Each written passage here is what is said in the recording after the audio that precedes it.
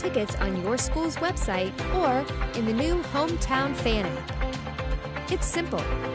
Just search for your school, buy your tickets, and they'll be right there in your account, ready to be scanned when you get to your event.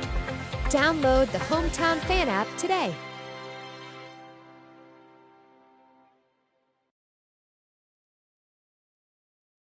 Qualifications and rules apply. See institution for details. Ask for Kasasa.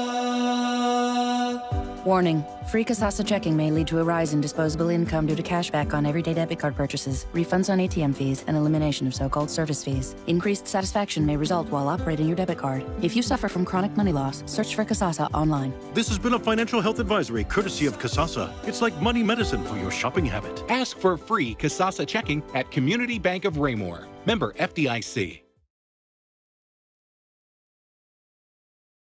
Fall is upon us, and so is the time to tune up that furnace. Don't miss the $49 special from Neil Harris Heating Service Experts. That's right, get your system tuned up for just $49, and you don't even have to be a Service Experts Advantage program member. Call 816-629-5343. That's 816-629-5343.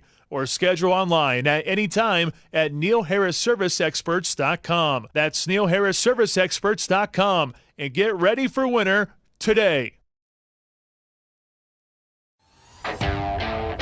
No matter what your goals are, competing at the next level, participating in a local 5K, or leading your team to state.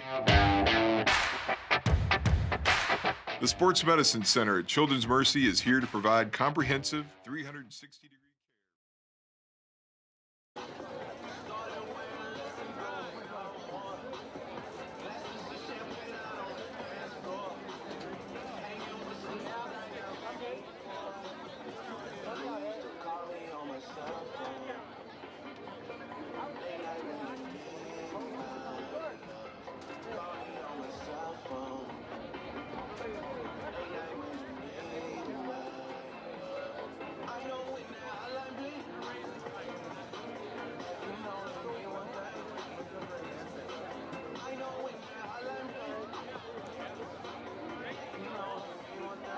Ladies and gentlemen, your attention please. Please direct your attention to the 50-yard line as we welcome your Ray-Pec prowlers to the field for your pregame entertainment.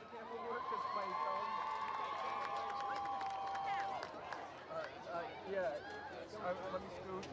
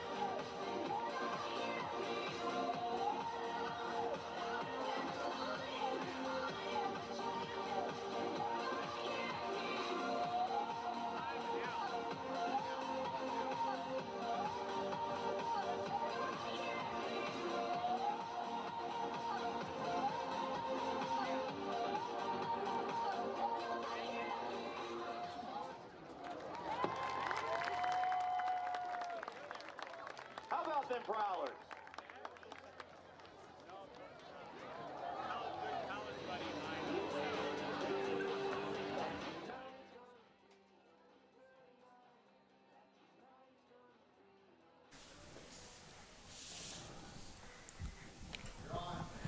Hello and welcome into Panther Studios. We got Friday Night Football on cap for you coming up next.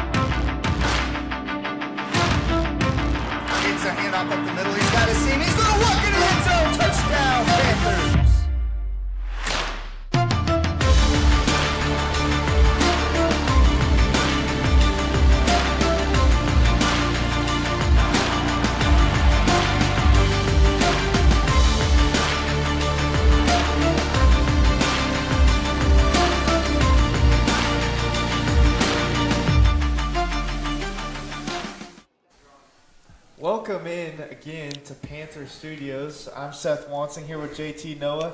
JT, we should have an exciting matchup. Liberty coming up to your defending 6A state champion Ray-Pec Panthers house up here in Raymore Peculiar for an exciting late season matchup.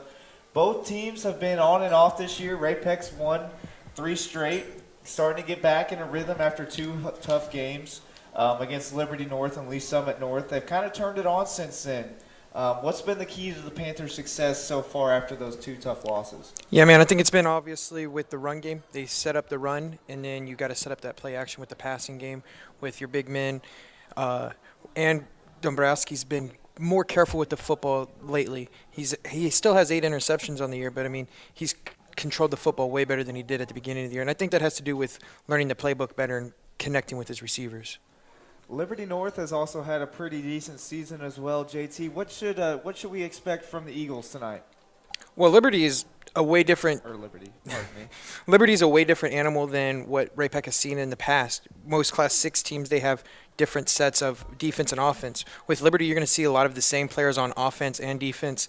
And I think it's going to wear them down in a game like this because Ray-Pec's going to want to ground the ball and wear that team out because they're going to play the same players on offense and defense. And if you can wear them out, that's going to work. So I think what Liberty wants to do on offense is control the football, get first downs, slow the tempo down, and let their guys get breaks when they can.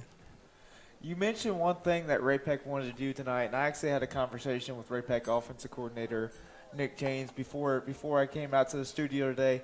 One thing he mentioned, a big key to the last couple of games, is they kind of found their identity within the offensive line. They've been really, really pleased with their progress and their improvement. And one thing he said is their identity has kind of became toughness.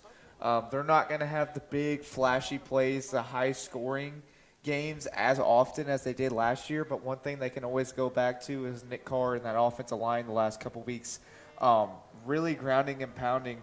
And he said to expect a lot of toughness and control the football tonight. What does number 1 on Ray-Pec's side have to do tonight? I describe him as a warrior. Like you said, he's kind of loose with the football sometimes. But high risk, high reward seems to pay off for Dombrowski sometimes as well. Yeah, and I mean, like I said earlier, he's learning that playbook, and that's a huge thing to come in because he's coming from Blue Springs South, a whole new playbook with Janes, whole new wide receiver core, offensive line. I believe he's trusting that offensive line a little more as the season progressed, and he's figuring out there's more receivers out there. I mean, Jaden Doss is obviously that superstar for Ray-Pec, but you also have other receivers out there. You got Rendell out there. You also have Gunnar Elkins, and you got those running backs, Nick Carr and Thomas Fager, who can also be your outlet. So I think with Dombrowski, you control the ball, don't turn the ball over, and you're going to have a great success at winning this game today. I agree. You mentioned 2 names that have really picked it up here in the back half of the season for the Panthers. One in particular that has kind of emerged, they were excited about Jaden Rydell, but they probably didn't expect this big of an explosion. This young sophomore has been awesome for the Panthers so far this year. Yeah, I mean, he's a huge receiver at 6'5". He's a sophomore like you just mentioned.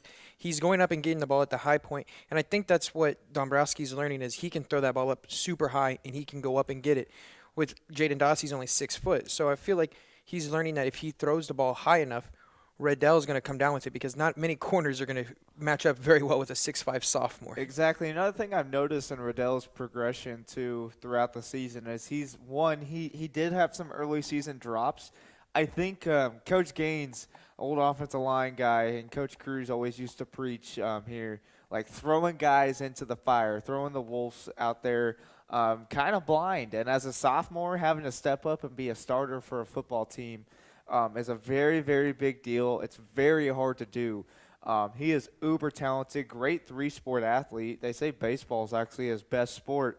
But been very, very impressed with that young man. And one thing that I think is going to set up later in the season for the Panthers is having multiple options like Riddell. And don't forget about Gunnar Elkins, who really we haven't seen his full potential yet, but he's a very, very talented young man that they're excited about as well. But having other options for people to worry about, I mean, Jaden Riddell 15 catches, but on those 15, he has 389 yards and 4 touchdowns just off of 15 catches. So if you have to worry about that receiver on that end, and then that opens up number 5, your Otis Taylor Award winner as well. Yeah, and I mean, the big thing with it is Jaden Doss especially is like that short guy where he can make the short plays into big, extreme long plays. And with Riddell, he's going to make the long plays into catches. And I think it's going to be interesting to see tonight. It's, I believe, the first game where the weather might show a little difference because it's a little cold. That ball's going to be a little harder to catch. We'll see if these receivers, especially for Ray-Pec, are going to use their hands to catch it or are they going to let it come to their body. I think it'll show tremendously what Ray-Pec will do in the first quarter, because if it's a lot of drops, then you're going to see more of that ground attack where you're going to lean on that offensive line and maybe the full house or whatever you want to call it, where you run the ball right up the middle and see what Liberty is going to do to adjust to it. And 2 guys I'm looking for tonight. Number 1 is kind of the bell cow of the whole offense. Nick Carr, 89 carries, 429 yards, 4.8 yards a carry, which is very, very good for an offense, and 6 touchdowns. He also has 3 touchdowns on the receiving ends, averaging 12.1 yards of reception. One guy that also kind of hasn't flourished yet, Tucker Miller. Still, that guy is always deadly. I've said it in almost every broadcast. He's going to hit you when you least expect it. It seems like that 9 to 10-yard drag is his sweet spot, and he can turn that into a big play at any time. Yeah, he's a super athletic senior. He's 6'5", 230. And I think if you open up with Riddell and Doss on the outside, you're going to find success up the middle with Tucker on a play action run in a seam. We saw it last year. There was a bunch of times where he was open down the middle, especially in the red zone. If you can find Tucker Miller up the middle, on a linebacker especially, he will out-jump and outbeat that. He's almost exactly built like a Travis Kelce, except I think he's a little taller and better at his position, obviously not in the NFL. Yeah. Now flip into the defensive side of the football for the Panthers. One guy that has really, really impressed me a lot this year, they had that whole linebacking core in general has really impressed me a lot. But having to replace guys like Parker Bowen, Gavin Embry, Seantre McIntosh has been an absolute animal.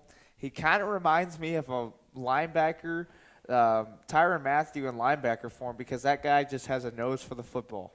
Yeah, and I mean, you're talking about how they had to regroup with linebacker cores. I mean, even going back to our day, you had Shane Martin, then you had Graham Sutherland. I mean, the linebackers for Ray-Pec have keep coming, and McIntosh has stepped up into that role once again. He's got 50 tackles on the year, 32 solo, and 18 assists. He's that bell cow, as you wanted to call it, on the offensive side. He's that guy that's going to lead the leadership for this team and show them to the promised land on the defensive side. Speaking of leaderships and guys with high motors, Isaac Cook and Tyler Shuey, the past really 5 to 10 years, Ray-Pec has developed a reputation for a nasty defensive line.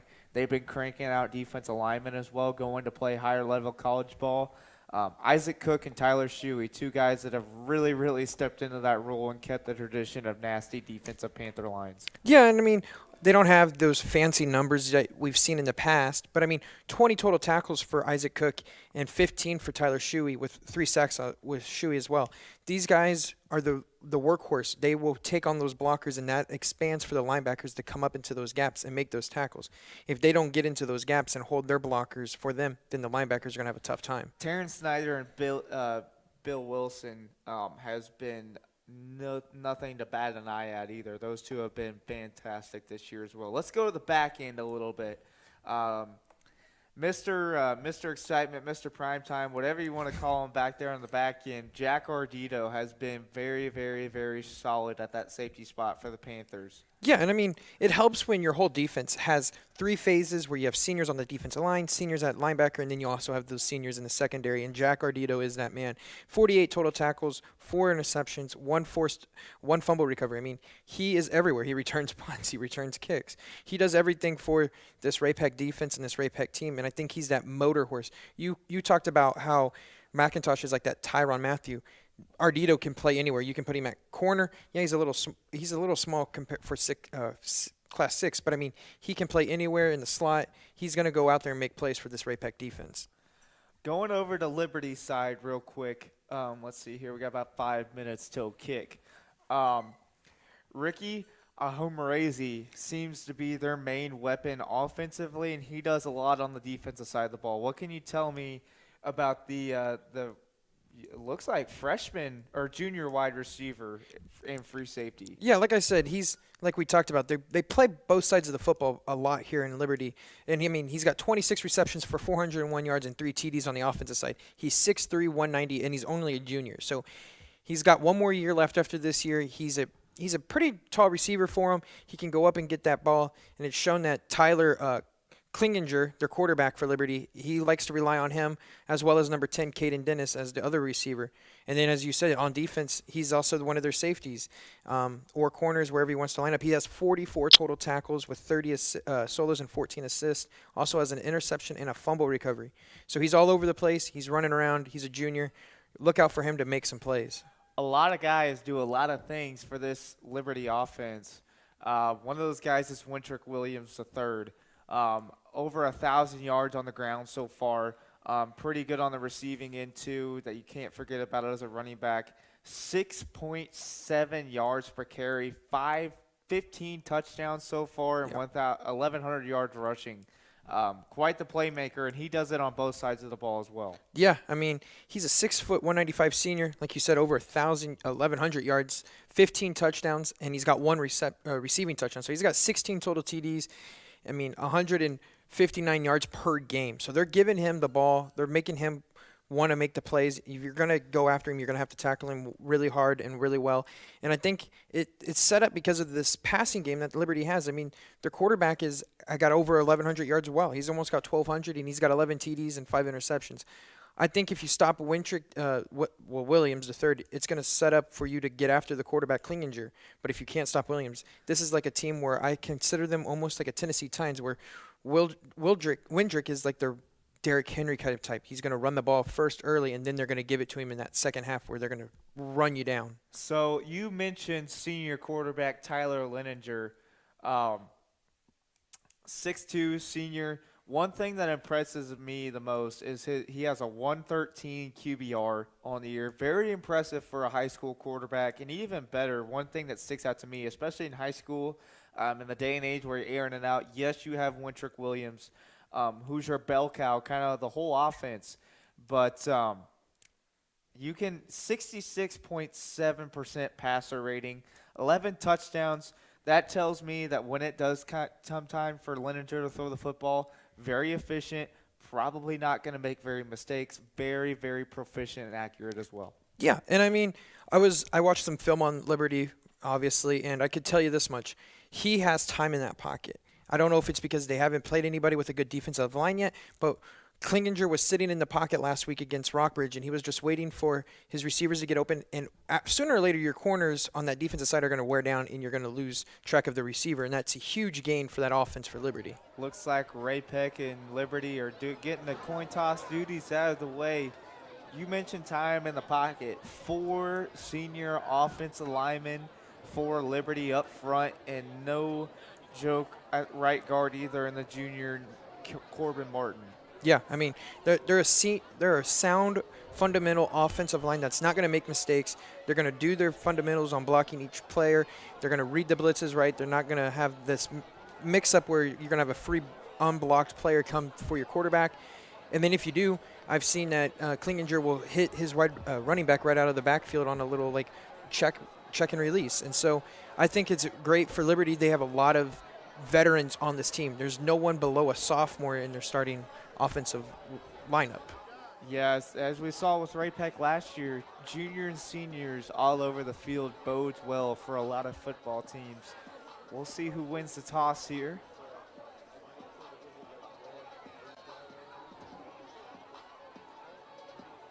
Looks like Liberty won the toss. They have elected to receive. They're going to shake them up, and we got Friday Night Lights coming to you here in just a moment.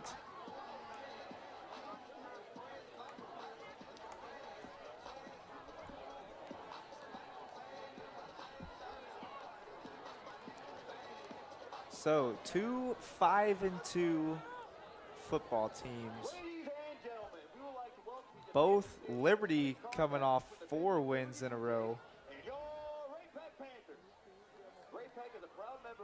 Looking to make it 5. And on the other side,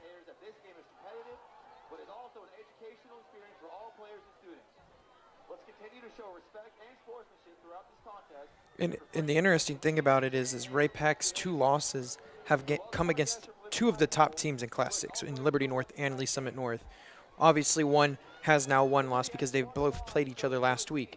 So the 2 losses that Ray-Pec has, yeah, they were pretty big blowouts in a sense, but they were also against 2 very good teams. So here we go. As JT mentioned, a crisp fall night here in Raymore peculiar area. Beautiful weather for Friday night action. The sun has already set upon Panther Stadium. Lights are on. The ball is teed up. 2 very hot football teams getting ready to get this game underway and set themselves up for playoff football. And the ball is off, and we are underway here at Panther Stadium. Liberty's going to take it out. Nice return there down to about the 25, 26-yard line. So out trots the Liberty offense. Tyler Leininger, 6'2" senior quarterback. Very, very efficient, as we talked about in the pregame show. Going to come out in a bunch triple set. Going to give it to Williams right off the bat, and he charges ahead for 3. Looks like Seantre McIntosh and others in on the stop. Yeah, and you love to see that on first down right there. You want to slow them down.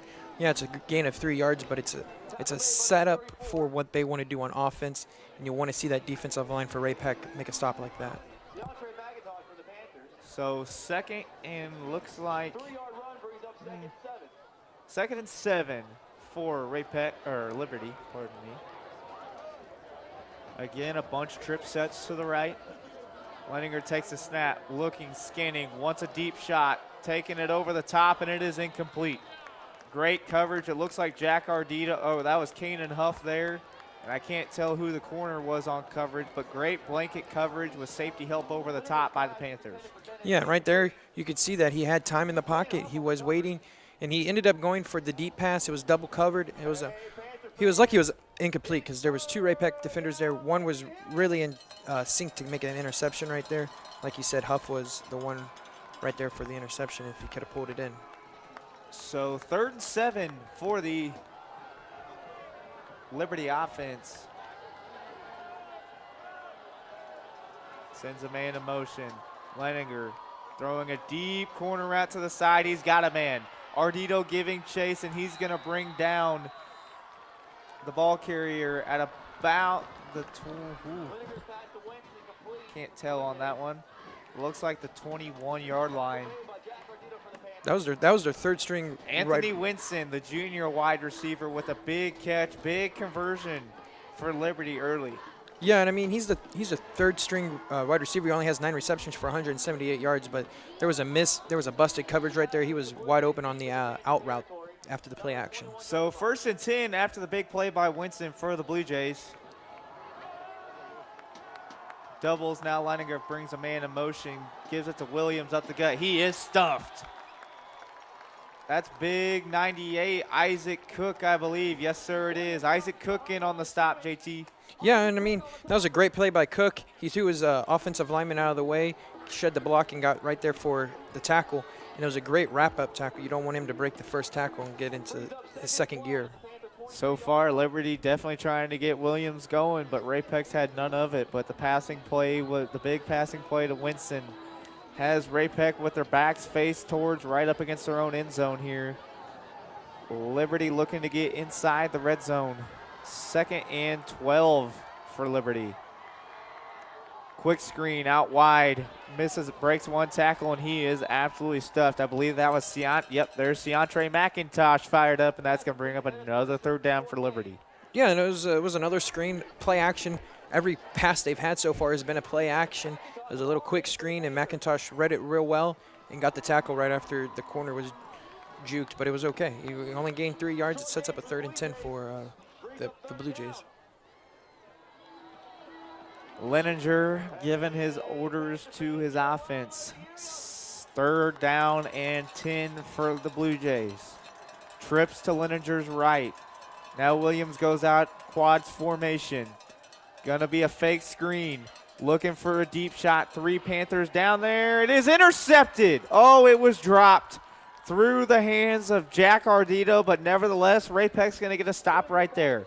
Yeah, and I mean it was a fake screen, pump fake, and the big thing right there was pressure on Klinginger, and he couldn't step into his throw, and luckily another incomplete pass where both of his passes had really good potentials on that drive to be intercepted, besides obviously the big one that he had. My apologies, it is Klinginger.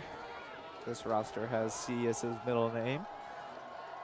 So Blue Jays are going to make it a field goal attempt here. Snap down, kick is up, and it is good. So Blue Jays draw first blood, 3-0. And now Xander Dombrowski and the Ray-Pec offense getting set to take the field. Yeah, and that was a really good kick by the kicker for the Blue Jays. Into the night wind, the cool breeze. Lucas Porter is the kicker, and it was a great kick by him to drill it right through the uprights to give the Blue Jays an early lead. So Porter puts it through the uprights. And as JT mentioned, there is a little bit of wind here in the Raymore Peculiar area tonight. Nothing too major, but definitely something later in the game, maybe to keep an eye out for, take note of. But very, very good first drive that came up short for the Blue Jays, JT. Yeah, I mean, they had that huge play. You want to take advantage of when you have a mistake on defense, and they did. They found the open receiver and Winston, got him into field goal range. They couldn't do anything else besides that. I think they got a little too conservative with the runs and the play actions, and it cost them. And I mean, it doesn't help. It didn't help for them when Isaac Cook decides to throw his blocker to the ground before the running back even gets the ball. Got to be happy if your defensive coordinator and head coach Sean Martin that Winthrop Williams did not get going on that drive. He's a huge part when he gets going, kind of like a Derrick Henry Tennessee Titans offense. Everybody gets going, but Klinginger wasn't afraid to sling it. Very, very accurate. Had some risky throws, but they were still there, able to be maybe caught. So we'll see what they got in store for us next drive. But Ray-Pec and their offense is about to take the field. It'll be interesting to see what Janes has on offense for the first series and the first couple of plays. Looks like Winston was the one that kicked that ball. And that returner can't tell quite who it is yet. Looks like Nick Carr brings it out to the 30-yard line. And we all know Mr. Carr is going to stay out there on offense. And Nick Janes, Xander Dombrowski, and the Ray-Pec offense are going to get their shot at the Blue Jays defense. And like JT mentioned at the top of the show, you'll see a lot of familiar faces that you just saw in the Blue Jays offense out there on defense. 1st and 10, Ray-Pec right, well, let's call it the 31-yard line. Dombrowski in the gun, doubles to his right. Going to give it to Carr straight up the gut. He's going to fight for about 3. That was a very good play by the offensive line. It opened a huge hole for Carr, and he made the linebacker that was on the first attempt juke out of his legs. And then the rest of the Blue Jays came around to tackle him. It was a gain of 3 or 4 yards, but I mean still. Corbin Martin was there on the stop as well as Logan Rachin, it looked like, for the Blue Jays. 2nd down, Panthers. Dombrowski takes the snap. Long out route, and Jaden Doss is there. There's the Otis Taylor Award winner, and he is down right at about the 41-yard line. That's good enough for a Ray-Pec first down. So getting Doss involved early, very impressive throw by Dombrowski from almost the opposite hash out towards the boundary. That's a big boy throw, JT. Oh, yeah, it was a great throw, and if Doss doesn't step out of bounds like the referee said, it was going to be a foot race down the sideline for a real one. So it is a first down for the Panthers. Doubles to Dombrowski's right. Miller on the end as a tight end. Thomas Faker now the H-back. Carr the running back. Going to bring Doss in motion. Going to give it to him. Jet sweep, looking for a block, breaks one tackle and gets about 4. So trying to get Jaden Doss involved early here, JT. Yeah. I mean, we talked about it. He's the Otis Taylor Award winner from last year. You want to get that guy going. And if you can get him going and you spread that defense open on that jet sweep, the first tackler, he went right for the legs. That's what you got to do with a guy like Doss. Clipped his legs, slowed him down, and he fell forward for a gain of 3 yards. Liberty plays a very multiple defense. Right now they're out there in a 3-5. If they see, as I say, that they walk a man up. Usually a 3-5, might play a 4-3 as well. Depends on the formation. Doss comes out wide to the bottom of your screen. Counter, play action. Dombrowski on a keeper. Tries to make one man miss, but they are not going to allow it. Great open field tackle down there by waiting on the number. My apologies, can't tell. That looked like big number 1. Ricky Ahumarazi. Sorry if I mispronounced the name, but great open field tackle. We'll call him Ricky A for now. So Ahumarazi out there on the tackle. 3rd and 5 for the Panthers. And I wasn't really particular liking on that call. They brought up 5 on the off defensive line. You could have thrown it over the top. So they're going to give it to Carr. He plunges straight ahead. Got a hold. Ball comes out. Carr puts the football on the ground after it would have been a first down, but Liberty gets a big turnover on defense as Ray-Pec looked like that was going to be a first down with some momentum, JT. Yeah, I mean, that hole opened up huge for Carr right there. He hit the gap hard and went right up against the safety. The safety hit him right where you want to, a perfect tackle, and it hit right on the ball, and the ball just popped right out. And the ball was on the ground, and there was no way a Ray-Pec player was going to get to it because the closest one was a wide receiver blocking. One of the safeties, or linebackers, jumped on it. So Cleninger and the offense get there first, and that's going to be a false start or encroachment on the Panthers. Isaac Cook wanted to get a little bit going, and Cleninger saw it right away. So a free 5 for the Blue Jays. And I would be very worried right now if I was the Panthers of a play-action deep ball here. That defense coming out there, and just like they showed on the first play when they went with the hard snap and they got us off sides, I think they're going to try to take a deep shot because this defense is anxious. Doubles to Cleninger's right. Williams to his left. Going to take the snap. He wants to take a deep ball. You're right, JT. Looking for Ahumarazi, and he's got him. Ahumarazi makes a catch, breaks a tackle, touchdown, Blue Jays. There was the deep shot that you talked about, play action too, JT, and they hit it right off the bat. Yeah, I mean, like I said, the corners were playing up, and even though Ahumarazi is playing both sides, he's still going to outbeat some of your players, especially if he's got the capability with the corners. So it was a great pass, led him perfectly in stride, and he never lost stride and kept running. Fabian Bilby had great coverage on the play, but Ahumarazi with a great catch and a good route, just a go route, just got a little bit of a step on him, and a great ball by Cleninger as Porter puts the kick up and good. So the Blue Jays are fast on the board with 10 points. What's Ray-Pec got to do on offense, JT, to strike back? Well, they got to take care of the football. Like, that drive was going to be something right there where you could feel like they were going to score some points. Just got a first down, and on that same play, he fumbles it. So I feel like if you're the Panthers offense, you're not okay with the fumble, but you're okay with, like, okay, we can move this football in this defense. We just got to take care of the football.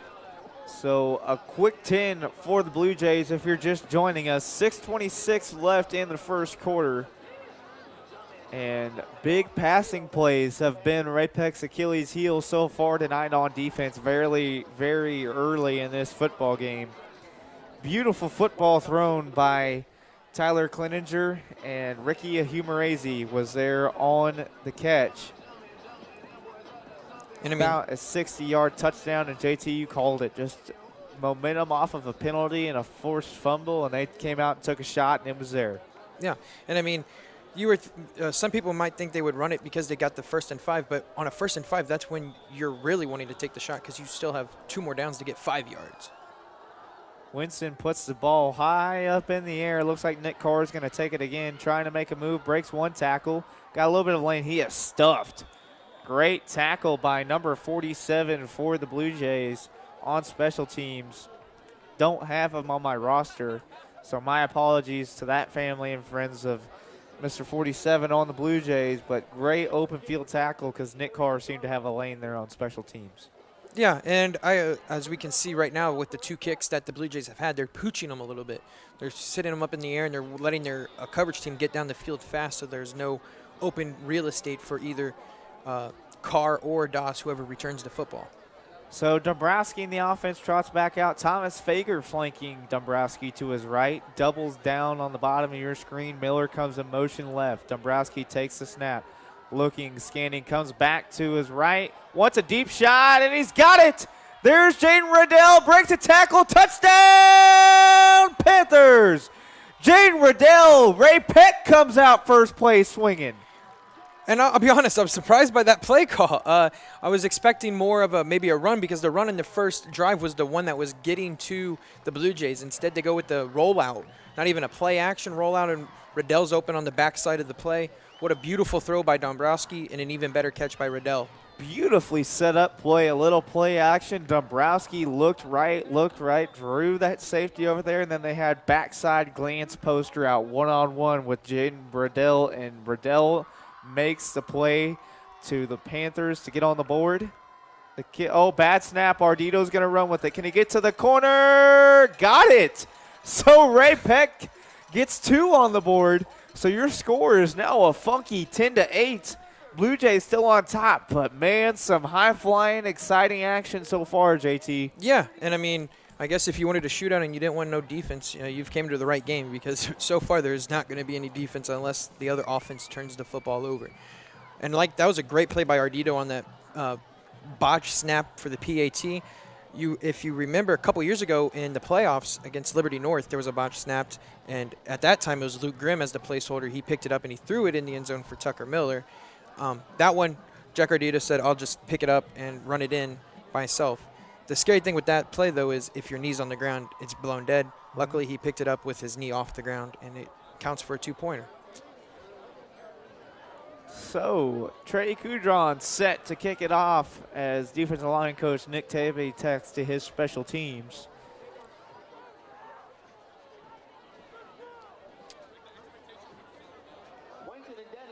We'll see what the Blue Jays do here. Like we've talked about, they've got players on both sides that play. So will they take another shot here in their first 3 plays, or will they run it with Williams to see if they can pound the ball this time against the Ray-Pec Panthers?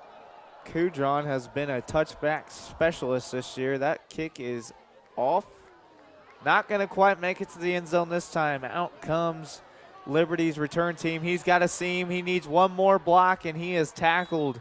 Touchdown saving tackle at the 45. That was Winston, and it looked like number 36 for the Panthers. Trying to find it. Sorry, getting my roster up here, folks.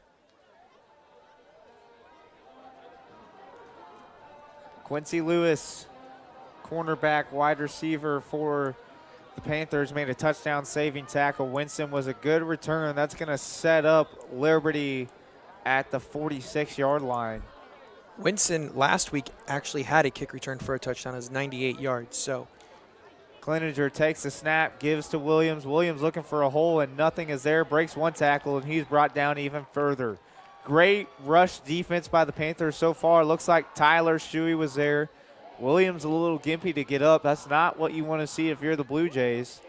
Looks like Ben Wilson was there as well for the Panthers. So Shuey and Wilson, that defensive line, pardon me, I'm a little off tonight, swarming around early, not allowing Wintrick Williams to get going. Yeah, I mean, on that play where he actually broke the tackle, but the break and tackle, his momentum took him backwards right into Tyler Shuey, so he actually lost 4 yards on that play. So doubles to both sides of Cleninger, takes a snap, gonna give up to the back, up the gut.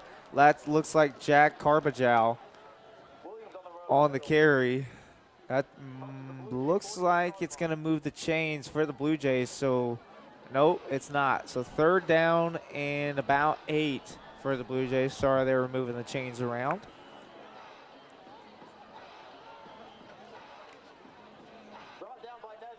Third and 8 for the Blue Jays. Got to think Cleninger is going to want to throw the football here.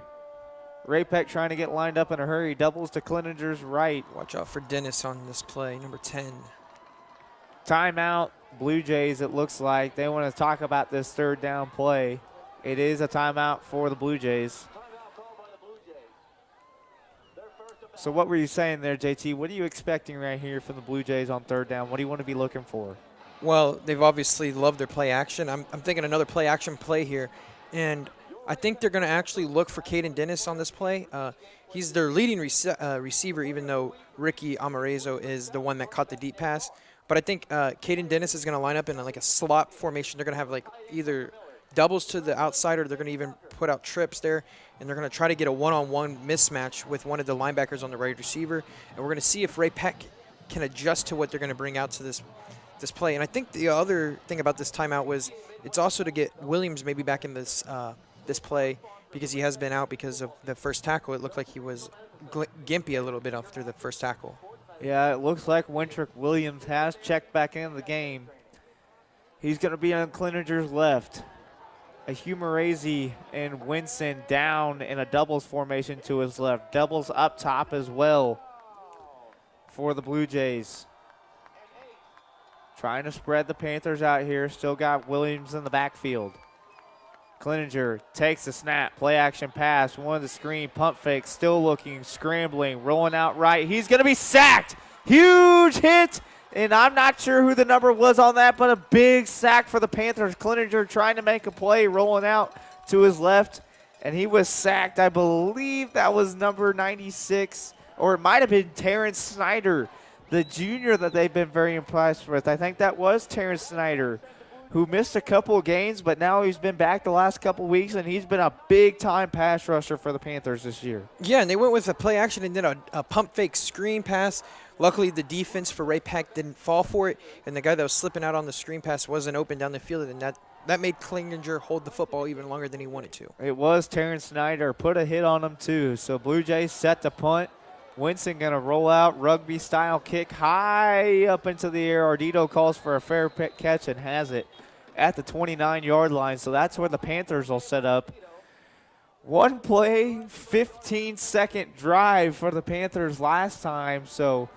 But you got to think of the positives here. Not only did you have that quick drive, but the drive before that, although you had the fumble, you were putting a nice little methodical drive together. You have been able to run the football so far. Do you come out and start maybe trying to get towards the second quarter here and run the football, or are you still taking shots if you're the Panthers? Well, I think you're going to set up the throwing again with the run, and I think the run has been there. You want to keep this defense on their heels, so I think you're going to go back to a run here and see what happens. They are going to give it to Carr, looking for a block outside, cuts back. It's a nice little gain of 4. Good pursuit by the Blue Jay linebackers. Looks like the first one there was number 24, Logan Ratjen for the Blue Jays. So 2nd and 5 for the Panthers. And if you're the Ray-Pec offense, you're doing anything right now and everything with your will because nothing has stopped them. Another sweep to Doss. Gets a block. Doss has a hole. He may be gone. 40, 30, 20, 10, 5. Touchdown, Panthers. Jaden Doss with a little gritty, and he takes a sweep all the way to the house, and he's going to gritty all the way down the end zone. Jet sweep to Jaden Doss. They've tried to set that play up all year, and they finally got it. Big plays early in this football game, JT. Yeah, these are big plays, like you said. And, I mean, you're not catching Jaden Doss in the open field on a one-on-one matchup. I don't care who you are. He's going to get around there, and he's going to be gone, just like he did right there. The Ray-Pec offense is doing everything and anything at their own will because of this Blue Jays defense not being ready for anything. Fantastic blocking out there by the receivers, too, to kind of spring that as Kudron's kick is up and good. So your score now is 15-10 Panthers. 2 quick strikes by the Panther offense. Man, that defense is like, man, I need a breather for a second. But I think they'll take their offense putting up points, too. And, I mean, we were talking about how we thought the Blue Jays switching it up with both of their offense and defensive players playing both sides was going to wear them out because they thought it was going to be long drives by Ray-Pec. They're fast, quick drives, which is also going to wear them out because they're long plays that you're chasing after the defender. So it's going to be hard. It's going to be interesting to see what Liberty does when it comes to, like, the second quarter and the second half to see if they maybe not do all these same players on both sides of the football.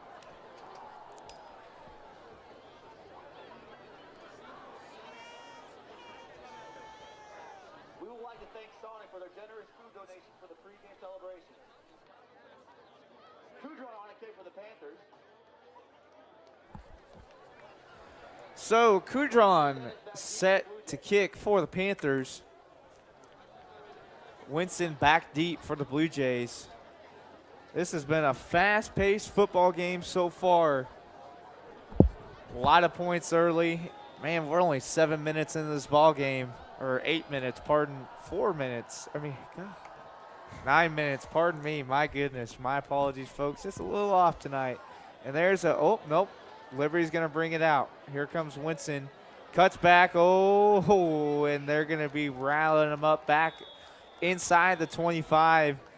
Man, I hate to be that kind of Debbie Downer and coulda, woulda, shoulda on that one, but it looks like if Winston would have kept that outside on that cutback, he had a lot of green grass. He might still be running. Yeah, and I mean, like I said earlier, they've had a return last week for a touchdown on a kick return. They're waiting for that one time for them to break it open, and they've got really good blockers so far in their first 3 returns. So it'll be interesting to see how this progresses on down the game.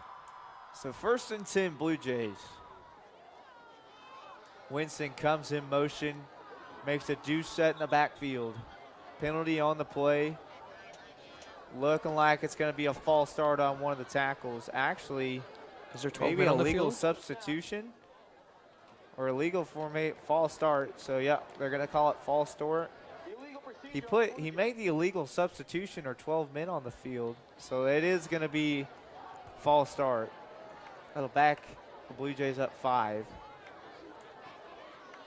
I mean, with this game going the way it has so far, 5 yards back ain't going to mean much right now. No. I think at this point, if you're the Blue Jays, it's a 1st and 15.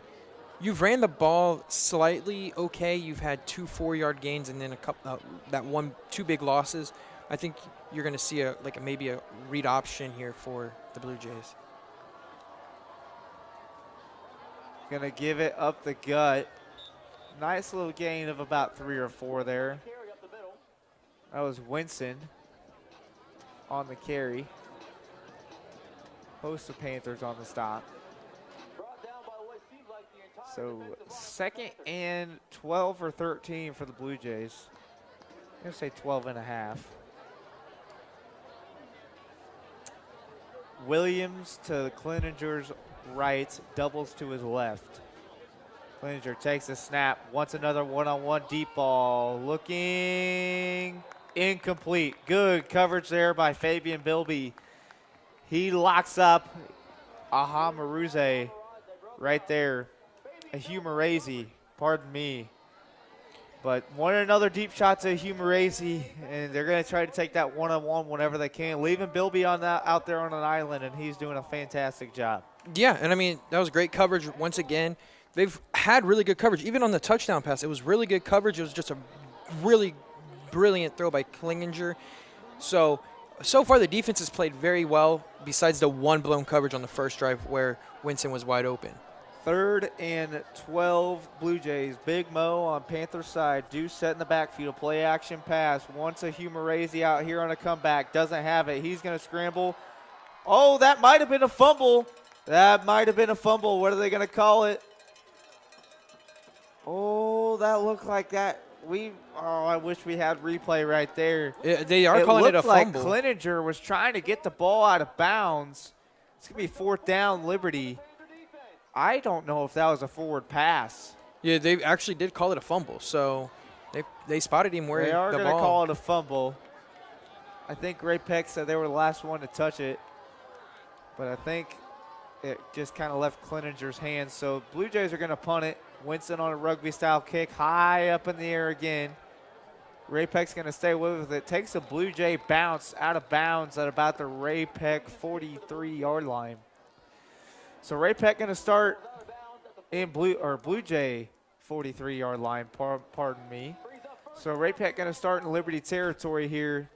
Man, a couple of quick play drives, and Ray-Pec looking to put another 7 on the board here, JT. Yeah, and I mean, if you put another 7 on this board right now, you're going to make this a game where you're going to have to make Cleninger beat you. And so far, besides besides a couple passes, he hasn't been able to do that with that defensive pressure that they haven't seen this season, I believe. Dombrowski takes the snap, gives it to Carr, and he is stuffed immediately. Great penetration by that Liberty defensive line, and that was Corbin Martin, I believe, on the stop for the Blue Jays. So nothing going there on first down for the Panthers. Actually, a loss of 1. Yeah, and I mean, I'm not a big fan of runs on first down unless it's a great gain. So, but I mean, you're trying to set up for Dombrowski to throw the ball and have some more time in the pocket. Blue Jays out in a 43. It looks like Dombrowski wants a deep ball. Almost caught by Jaden Dosk. Risky throw in double coverage.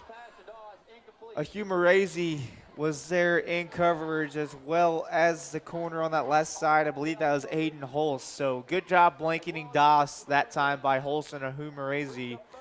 So 3rd and 11 for the Panthers. Yeah, and on that play, I'm surprised Amarazi didn't go up for the interception. He looked like he had a very good angle at it, and he just didn't go up with it.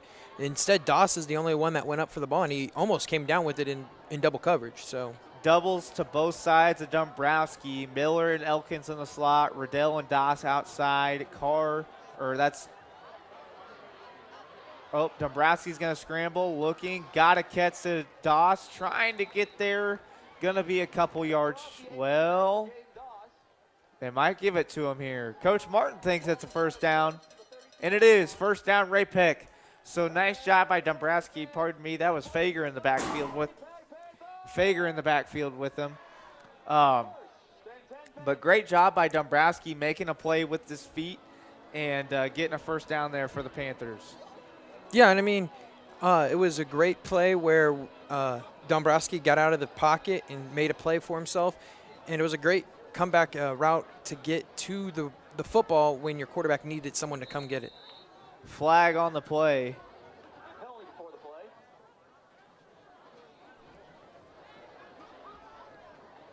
False start, Ray-Pec, so that's going to back him up 5. Dombrowski looking over to Coach James trying to get a new play in. And I think if you're Ray-Pec right here, you're gonna try to run the football, get a misdirection going, see what you can do, because it's 1st and 15. You're trying to get 2 or 3 yards back on this play, hoping to get 5 so you can make it a 2nd and 10, which would just be in an eventual incomplete pass would have happened on first down. Well, running the football is the safe play. Wouldn't be surprised if the Panthers took a shot right here. Those safeties are playing pretty up there, leaving a lot of islands out there on the outside. We'll see right here, Dombrowski, counter play action. Here comes Nick Carr up the gut for a gain of about 2. Great tackling by the Blue Jay defense. Looks like number 66 for the Blue Jays was there off the defensive line. Yeah, and I mean, it was a long developing run play on a counter. Got 2 yards to set up a 2nd and 13, and it ends into the first. That's going to end the first quarter.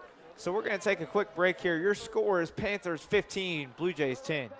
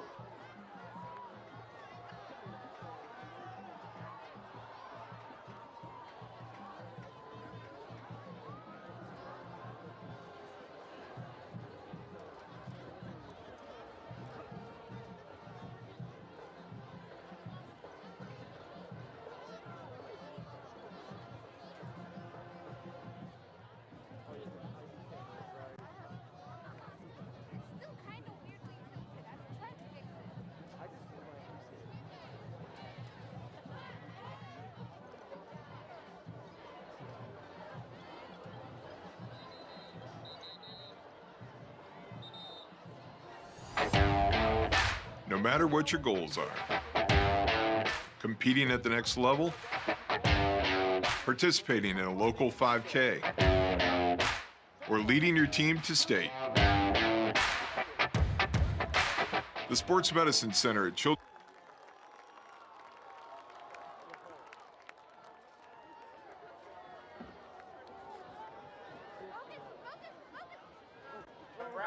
looking to take a shot. Incomplete. Looking for Jaden Doss. Looks like a Humerazy there on the coverage again.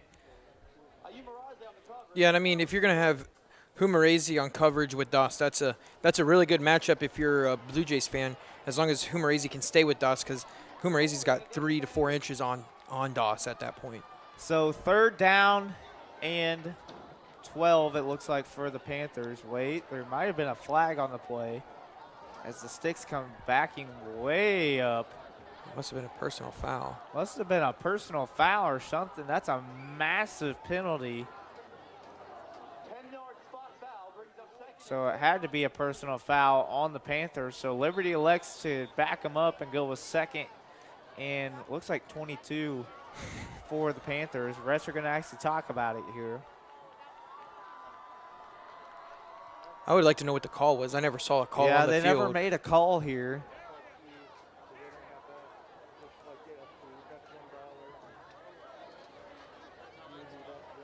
And now we're going back. Now we're going to walk back.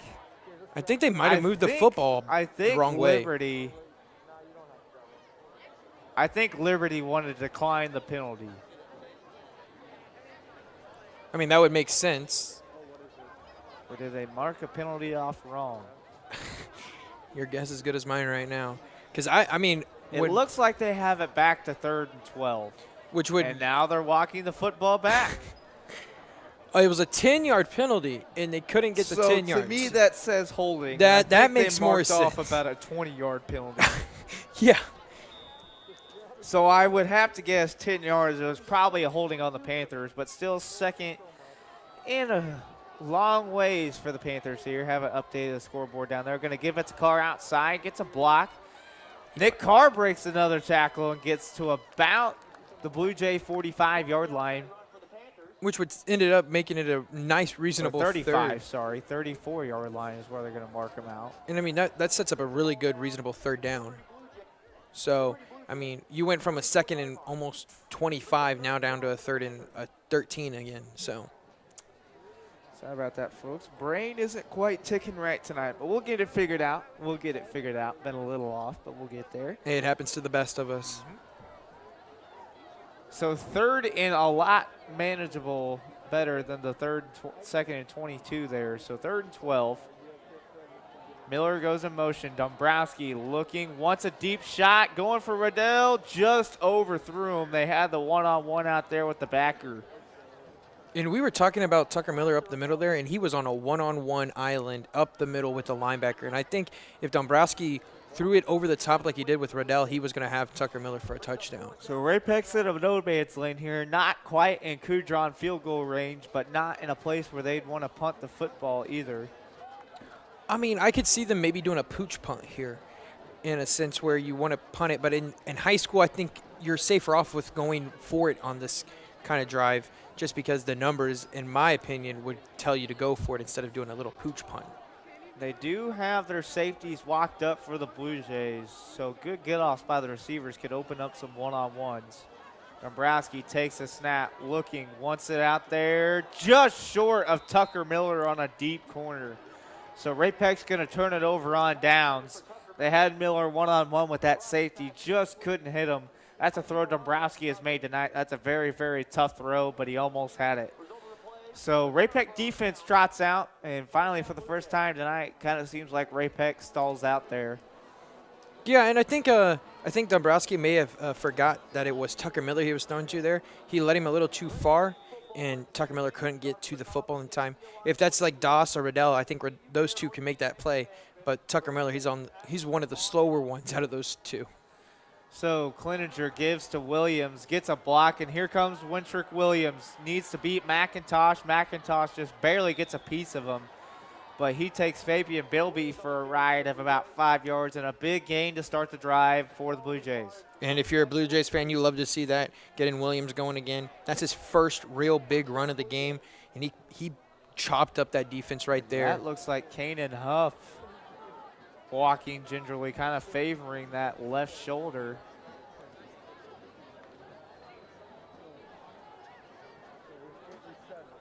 Now watch Blue Jays right here take a shot after a big run right there by Williams. Here comes Winston in motion, going to give it to Wintrick Williams again, and this time the Ray-Pec defense is all over. It looks like McIntosh, Biondo, and company were there for the Panthers.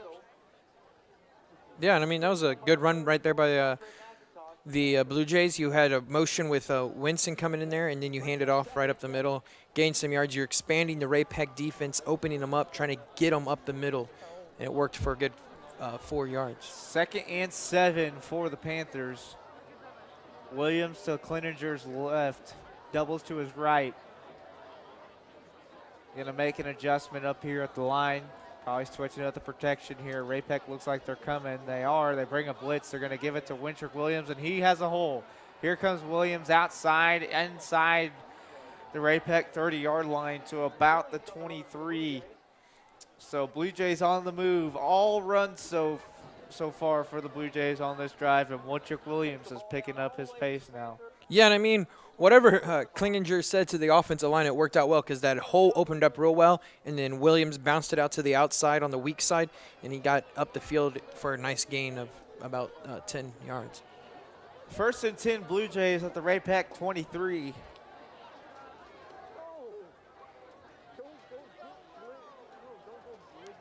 Man in motion, comes across, going to give it to Williams again, breaks another tackle. He's got a hole, looking to cut back. Nice open field tackle by Jack Ardito, but not before Wintrick Williams has a gain of 9. And here comes the ground and pound of that Blue Jays offense that we talked about, JT. So effective for the Liberty offense. Yeah, and I mean, I think Williams is a little upset right there because the only person that slowed him down before the Ray-Pec defenders got there was the referee. He had to adjust to getting around the referee, and it did not work.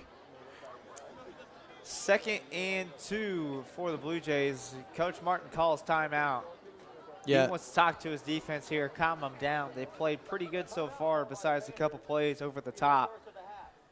But Blue Jays driving here. Got a little bit of momentum, JT. We all knew it was a matter of time before Wintrick Williams III got going. Yeah, and I mean, they're going to ground it until they can't. And, I mean, that stop on that 4th down for that defense of the Blue Jays really, I think, gave momentum to that offense for the Blue Jays, saying, okay, hey, we got to stop. We're still in this. It's not a 2-possession game. We can still do our offense and run this ball. Let's get back to our kind of game and run it at them no matter what happens. And so far, it's worked out well. And I think the other reason, the main reason Coach Martin for the Ray-Pec Panthers took a timeout there was the Blue Jays came up super fast to the line. They only had 2 backs in the backfield, and all of them, the rest were offensive line. He did not like his formation on the defensive side, so he called a timeout to adjust to whatever the Blue Jays were about to run.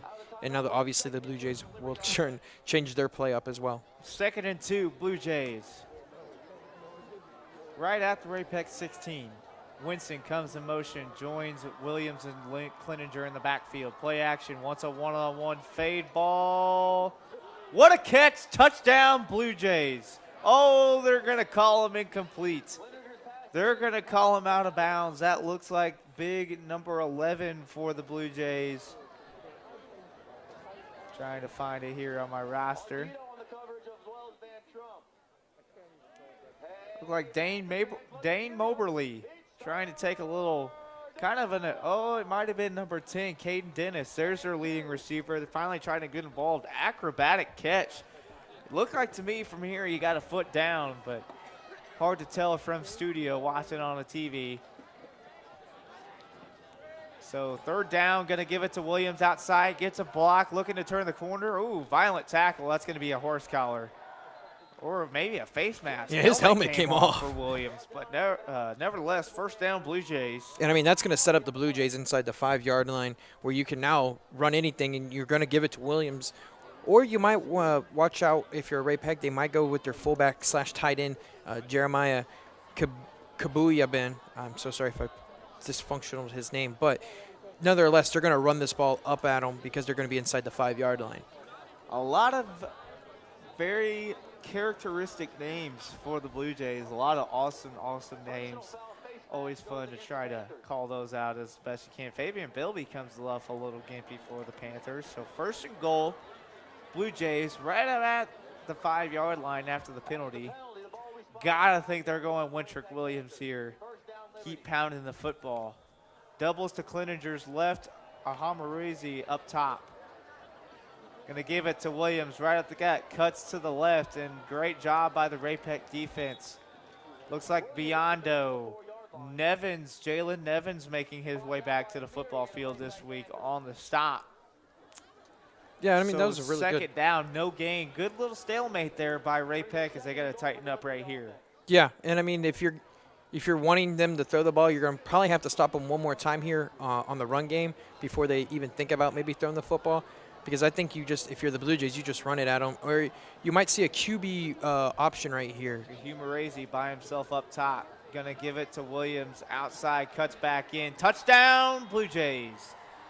That drive was all Wintrick Williams, and it's only fitting that the star running back finishes up for the Blue Jays.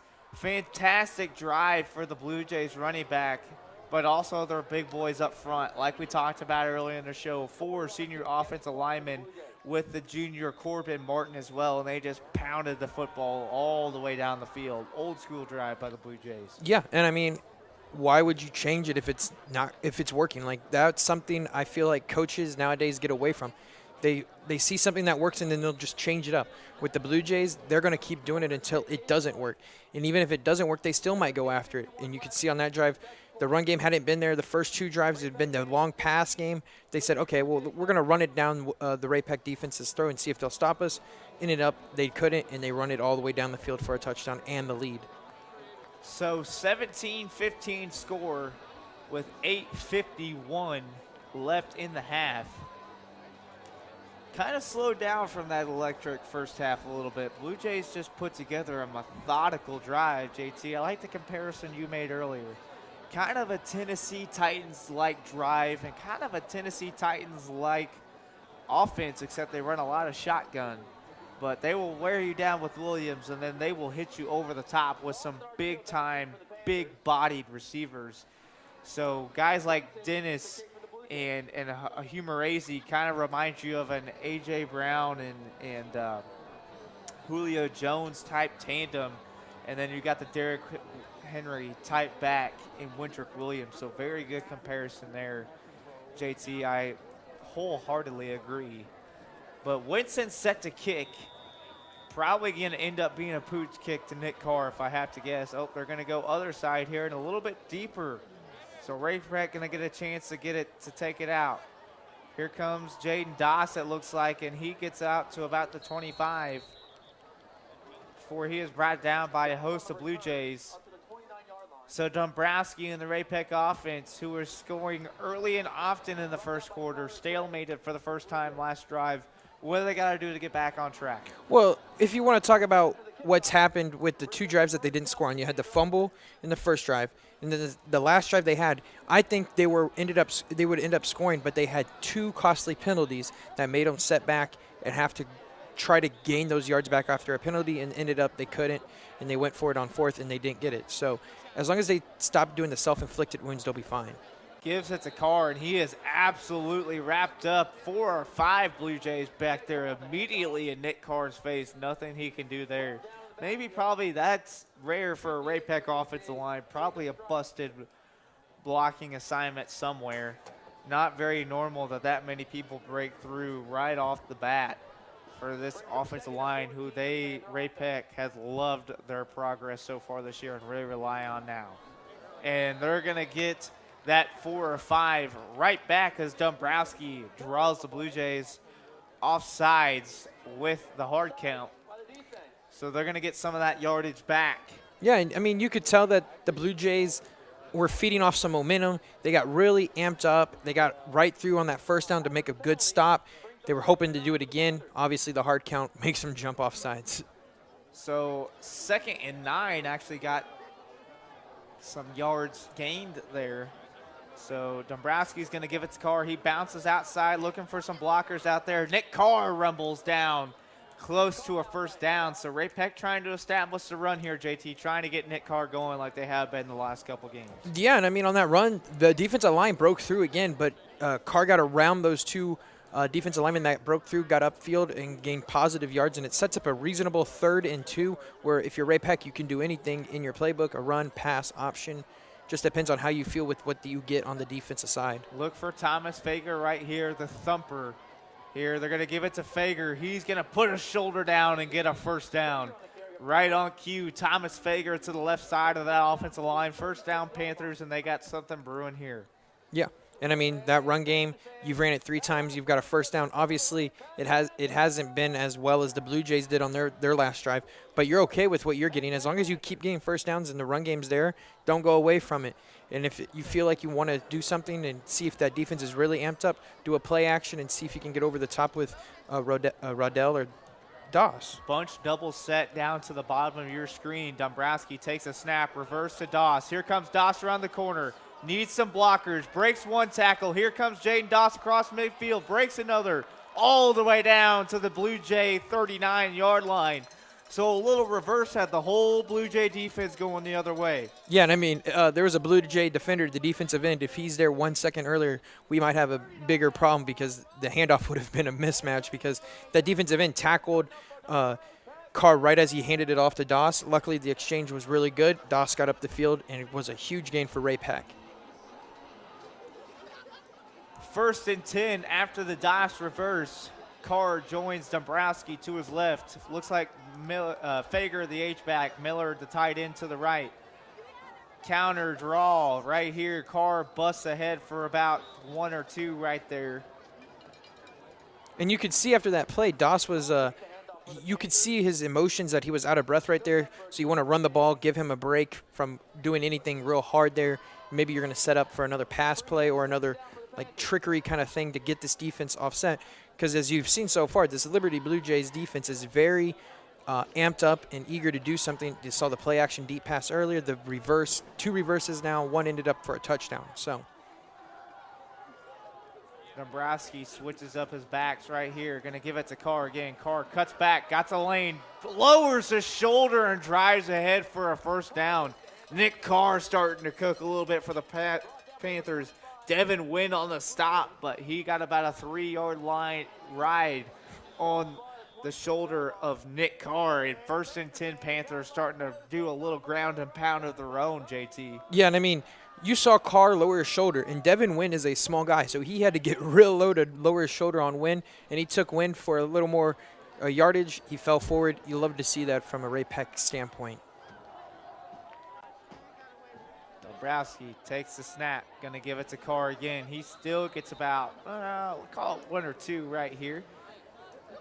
Like what I like to say right here, this is both teams with the running game, just chipping on that stone, and eventually it's going to become a wheel, and both teams have chipped on that stone, and now their running games are a wheel, and they are rolling. Yeah, and I mean, it's different approaches by both teams. One is, let's run it at them because we think we can do the damage, and the other is like, let's run it at them because we think we can wear them out and make them feel worse on offense than on their defensive side. Dombrowski takes a snap, play action pass, fakes the screen, wants Doss over the top, he's got him, did he get it? Flag down, looks like Doss made the catch. Sorry for the block there on the A post of the broadcast booth. Flag was down, looks like Doss made the catch. Great play call, pass interference on the Blue Jays. But great play design by Nick James right there. Play action into, they faked the bubble screen to Miller. That drew the safety up, and then Doss, being the great football player that he is, does a great job getting off the line of scrimmage and beats his man by 1 or 2 steps. Actually, it might have been incomplete. I think it was incomplete. Yeah, it was incomplete. You obviously got the pass interference, but I feel Dombrowski could have led it. If he leads it a little more, he underthrew him by a lot. If he throws it a little farther down the field, you're going to have him in stride for a touchdown. Like I said, the wind and the weather is a little different than they've played in all year, so the ball's going to be a little harder to throw down the field. You're going to have to give it more oomph. But if it is going to be an underthrow, it's still a pretty good thrown football there. With that underthrow, is either Jaden Doss out jumps a guy or you're getting a pass interference. Didn't really put it in a spot to get intercepted. So nevertheless, still a pretty good football thrown there. Going to give it to Doss on the jet sweep. Gets a hole, wants to break a tackle. Did he get in? Still waiting. I believe he got in. I believe he got in. So touchdown, Panthers. Sorry for our camera there. Didn't quite catch it. But there again, another jet sweep to Jaden Doss. number 5 showed up to play tonight, JT. Yeah, and I mean, it happens to be against the Liberty Blue Jays where we thought that the double switches on offense and defense was going to be a factor, and they're giving it to their speedster, Jaden Doss, on end arounds, 3 of them so far, and all 3 have turned out huge, 2 for touchdowns, another for a good 30-yard gain. So I like what Nick Janes and this offense has done so far, and hopefully they keep it up. Kudron's PAT is up and good, so your score is 22-17. Panthers. JT, we got ourselves a pretty good football game here, man. Feels like the scoring's starting to crank up again, and we still got 4:34 left in the half. As we've seen tonight plenty of times for both offense to put more points on the board before the half. Yeah, and I think Liberty right now is probably going to go back to that methodical drive they just had last drive, because not only did it work, but again, if you do it, you're going to hopefully take off enough time where you don't give time for Ray-Pec to go down the field and score. Because you got to remember, folks, Ray-Pec will be getting the ball to receive in the second half. So if I'm Liberty and the coaching staff, you're thinking, let's not give Ray-Pec any chance of having a 2-for-1 opportunity before we get the ball back. So out trots the Panthers kickoff team. Set to send the ball out into the night sky. Beautiful, beautiful evening. Like I said, a little crisp. But, folks, I don't know about you all at home, but that's how I like it. I like a nice 50, 60-degree day with some hoodie and shorts. That means it's football time. And, I mean, if you have the pads on as a football player, it feels pretty good out there. Trust me from experience, it feels great. Here comes Kudron to boot the ball up into the air. And Liberty, fumbled football. He's got to take they're going to call it a touchback. Man, I don't know about that one. Looked like it touched his hand, but maybe not. So Dennis gets away with one there. So out trots Wintrick Williams in the Blue Jays offense. I think the reason they called it a touchback was because he touched it inside the end zone. So sadly enough, in high school, no matter if you have possession or not on a kickoff, it is a touchback. It's a very weird rule, but nonetheless, it's a rule. 1st and 10 Blue Jays from the 20-yard line. Gleninger takes a snap, give to Williams right up the gut, and he has a hole. Got one man to bait. Blake's that tackle. Here comes Jack Ardito bringing him down. Not before Wintrick Williams has about a 19-yard gain right off the bat on 1st down. Man, that stone is a wheel, JT, for the Blue Jays, and that thing is rolling. Yeah, and what we've seen so far when they run the ball, they're running away from Shuey's side of the football, Tyler Shuey's side of the field. So if they're going to keep doing that, I would adjust, maybe stack the box a little more with the side where Shuey's not. Here comes Williams again, cuts back outside, breaks, nope, Deontre McIntosh does a good job holding on, but that's going to be another Blue Jays 1st down. Man, like we talked about, 6.7 yards a carry for Williams on the year, and you're starting to see why, as he is really, really getting this offense going. And like you talked about, you want to load the box, but give the Blue Jays credit. They have great receivers and have made you respect the passing attack tonight. So very, very tough call to make for the Panthers defense. Great chess match on both sides of the football. Here comes Williams again. This time the Panthers wrap him up in the backfield. Not sure who that was. It looked like a backer. Yep, that was Jalen Nevins. Finally getting him back after a couple weeks of injury.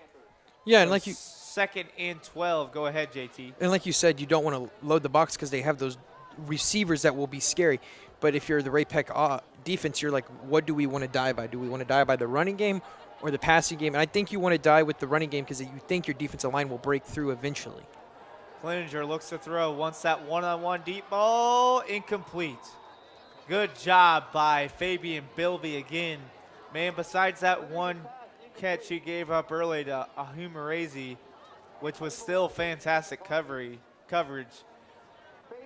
Out on Bilby Island, Blue Jays aren't getting a lot out there. Yeah, they're not. And, I mean, like you said, they had that one good pass was for a touchdown. You also had the blown coverage, which you obviously can't say, that was obviously good coverage. It was just a really good play designed by the Blue Jays. And out here you're going to expect something of a pass down. I don't think you go with a play action because you're not expecting a run from here. So maybe like a lot of underneath routes or a deep post. Klinger reverse backside. Ray-Pec. Shuey tried to force it inside, but here comes, I believe that's Caden Dennis. Good open field tackle. I believe that was Ardito. They're going to call that a horse collar tackle, I believe. Man, I don't know about that. It definitely looked like it, but I think he got more back plate than he did horse collar there. They're going to talk about it.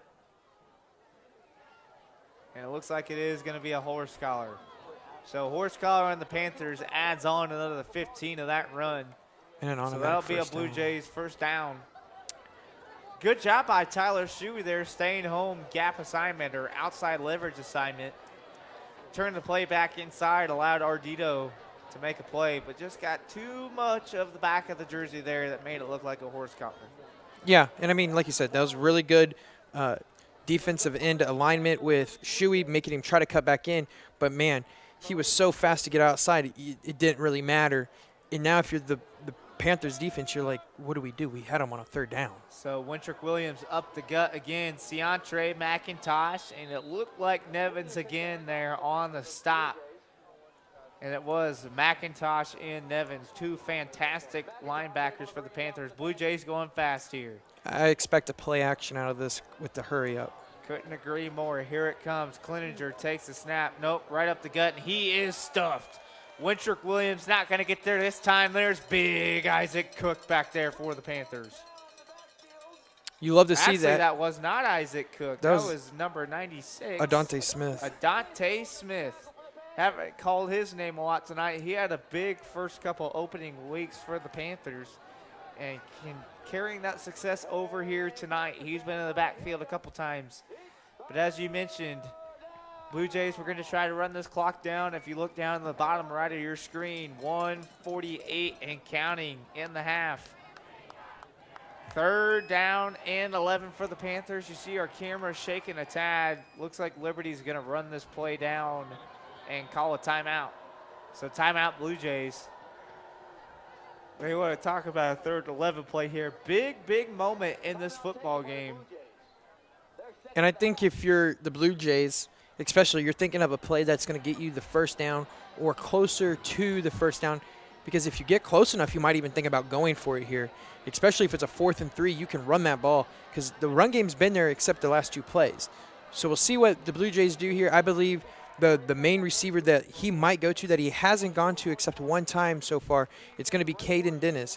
They've been shelling him on that outside, but closer down here, he's been getting that more one-on-one matchup. And if you're Klinger, that's what you want is that one-on-one matchup.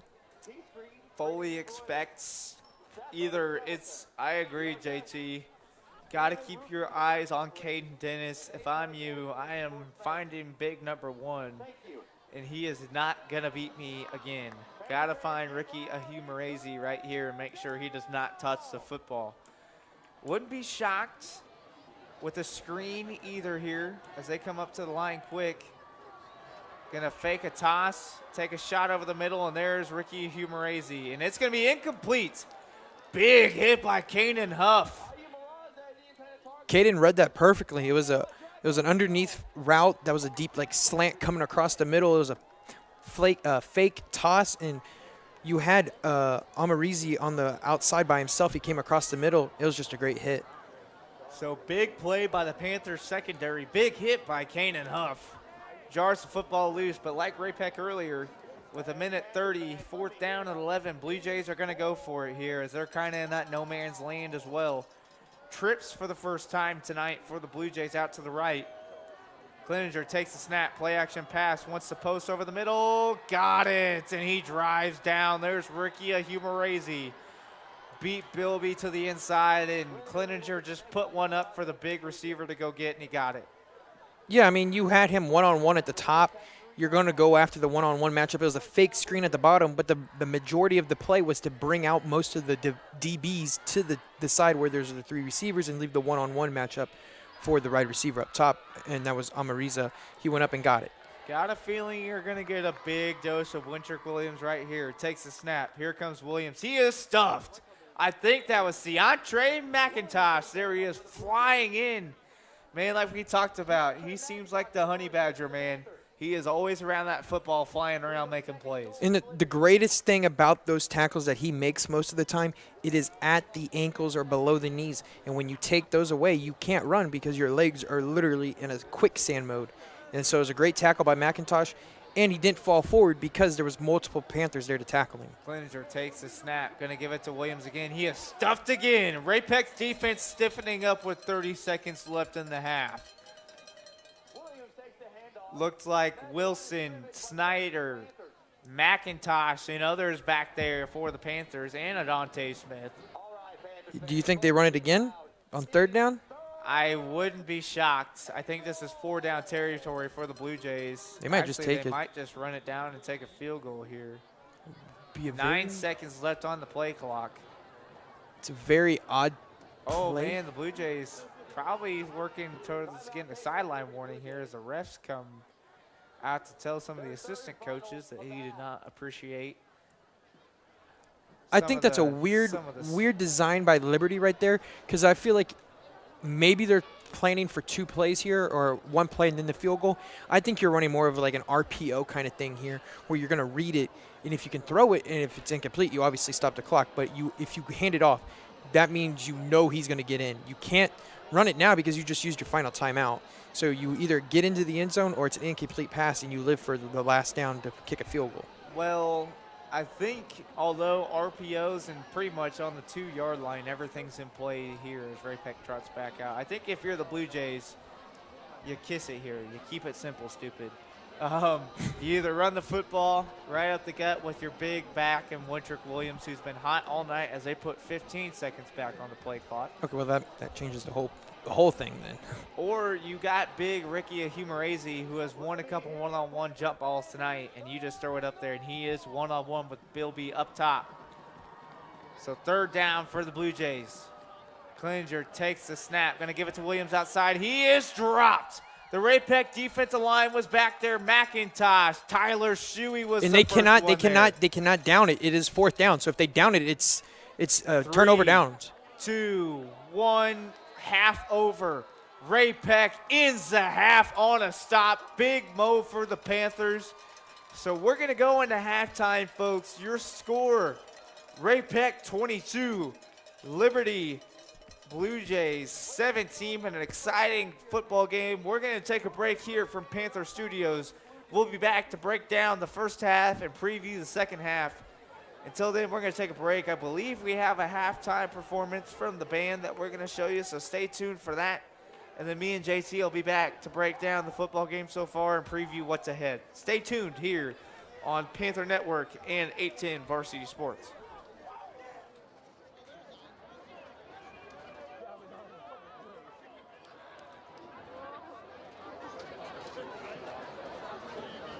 Ladies and gentlemen, please welcome for your halftime entertainment your Ray-Pec Prowlers, led by co-captains Caroline Kelly, Kate Brady, and Kathy Gabby Smith.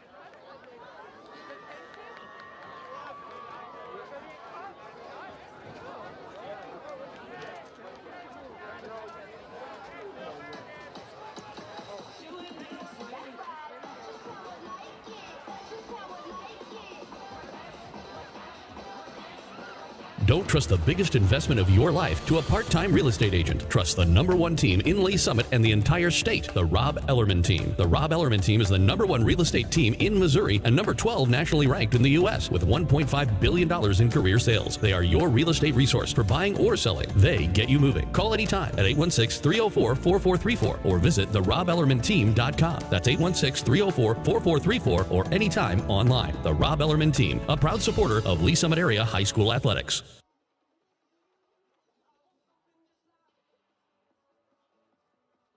Qualifications and rules apply. See institution for details. Hello and welcome to What's Kasasa?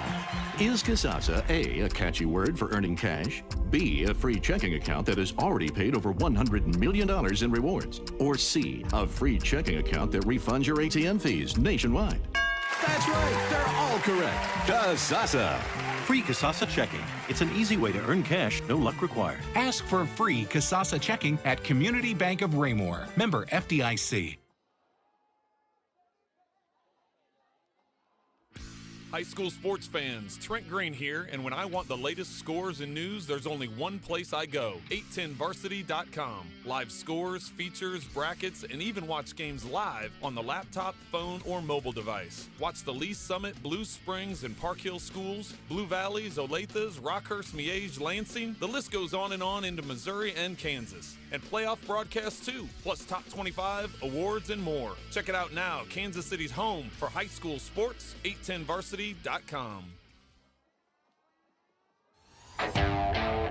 No matter what your goals are, competing at the next level, participating in a local 5K, or leading your team to state. The Sports Medicine Center at Children's Mercy is here to provide comprehensive 360-degree care for student athletes. Performance training, injury prevention, rehab services, nutrition, mental wellness, surgery, and more.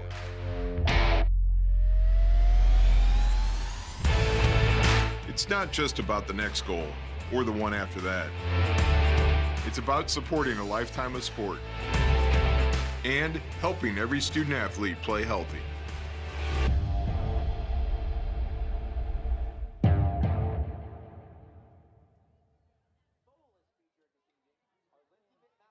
Don't trust the biggest investment of your life to a part-time real estate agent. Fall is upon us, and so is the time to tune up that furnace. Don't miss the $49 special from Neil Harris Heating Service Experts. That's right, get your system tuned up for just $49, and you don't even have to be a Service Experts Advantage program member. Call 816-629-5343. That's 816-629-5343.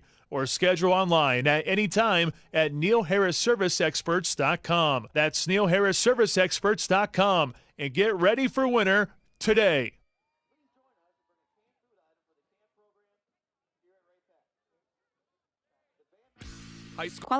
Qualifications and rules apply. See institution for details. Ask for Casasa. Warning. Free Casasa checking may lead to a rise in disposable income due to cashback on everyday debit card purchases, refunds on ATM fees, and elimination of so-called service fees. Increased satisfaction may result while operating your debit card. If you suffer from chronic money loss, search for Casasa online. This has been a financial health advisory courtesy of Casasa. It's like money medicine for your shopping habit. Ask for free Casasa checking at Community Bank of Raymore. Member FDIC.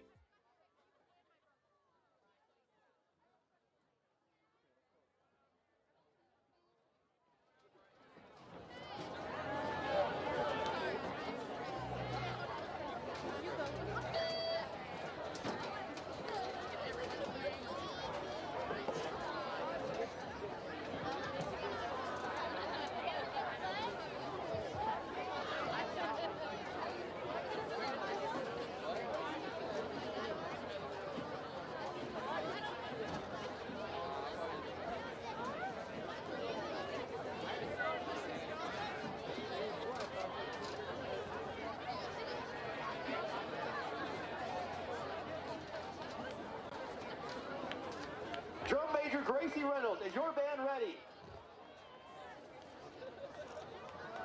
Panther Pride, you may take the field at halftime performing.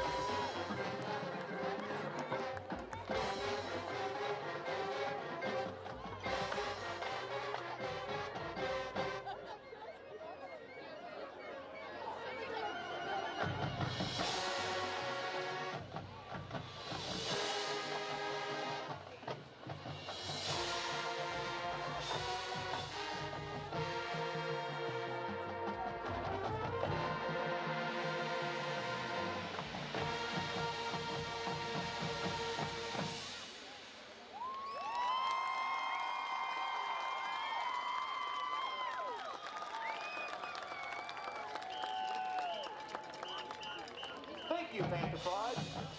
Let's give them one more round of applause.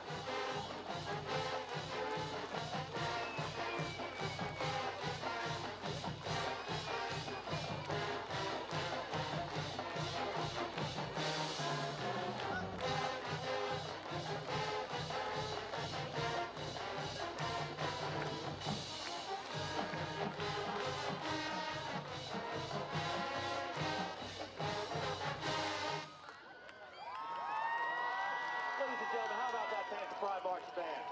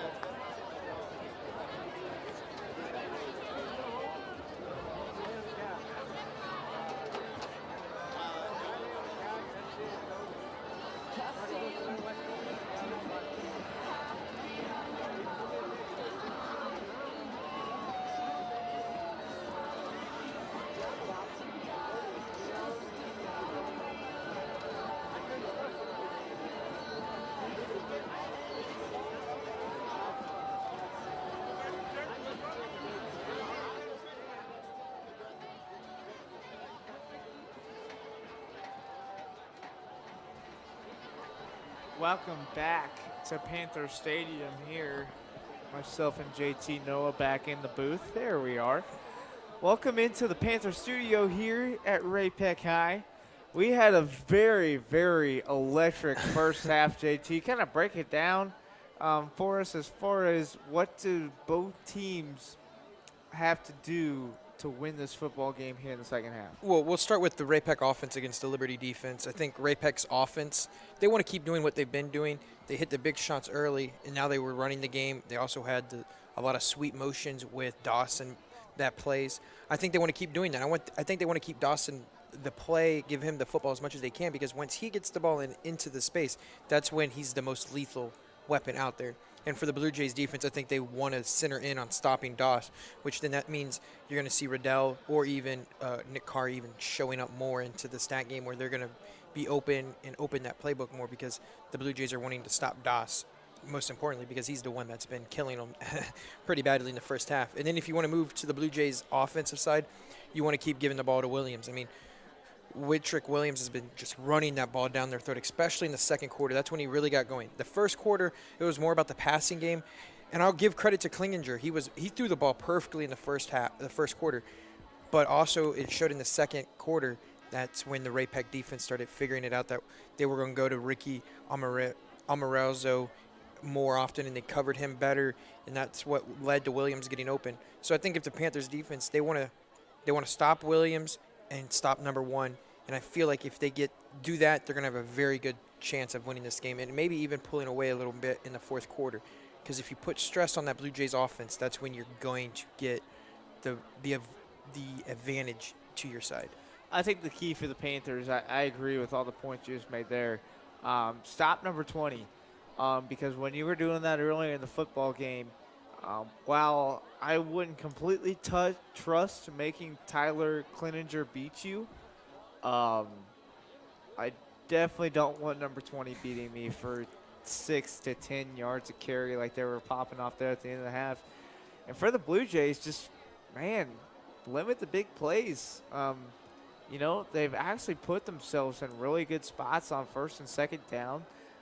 Don't get me wrong, Ray-Pec has played very efficient on the offensive side of the football and puts them together 2 or 3 good drives.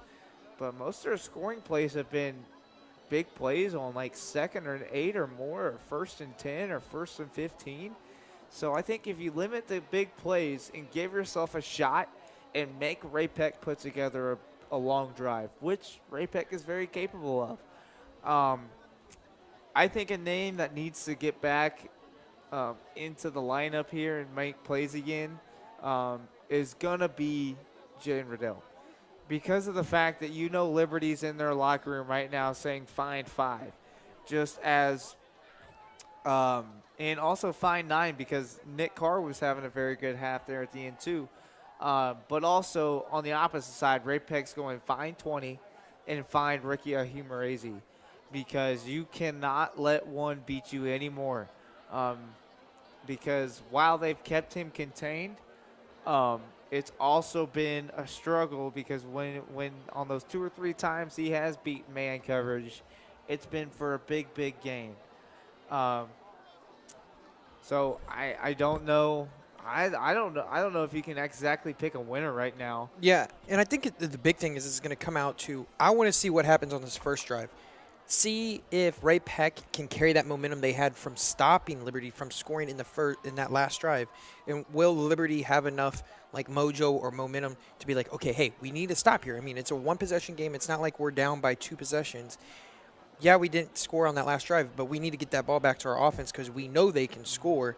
We just ran out of time in the end. Yeah, and if I had to lean one way, obviously, I think we're in for a big second half. A lot of points, unfortunately, for the defense. I think we're in for a scoring second half like we had in the first quarter. So, as Lane Kiffin would say, get your popcorn ready.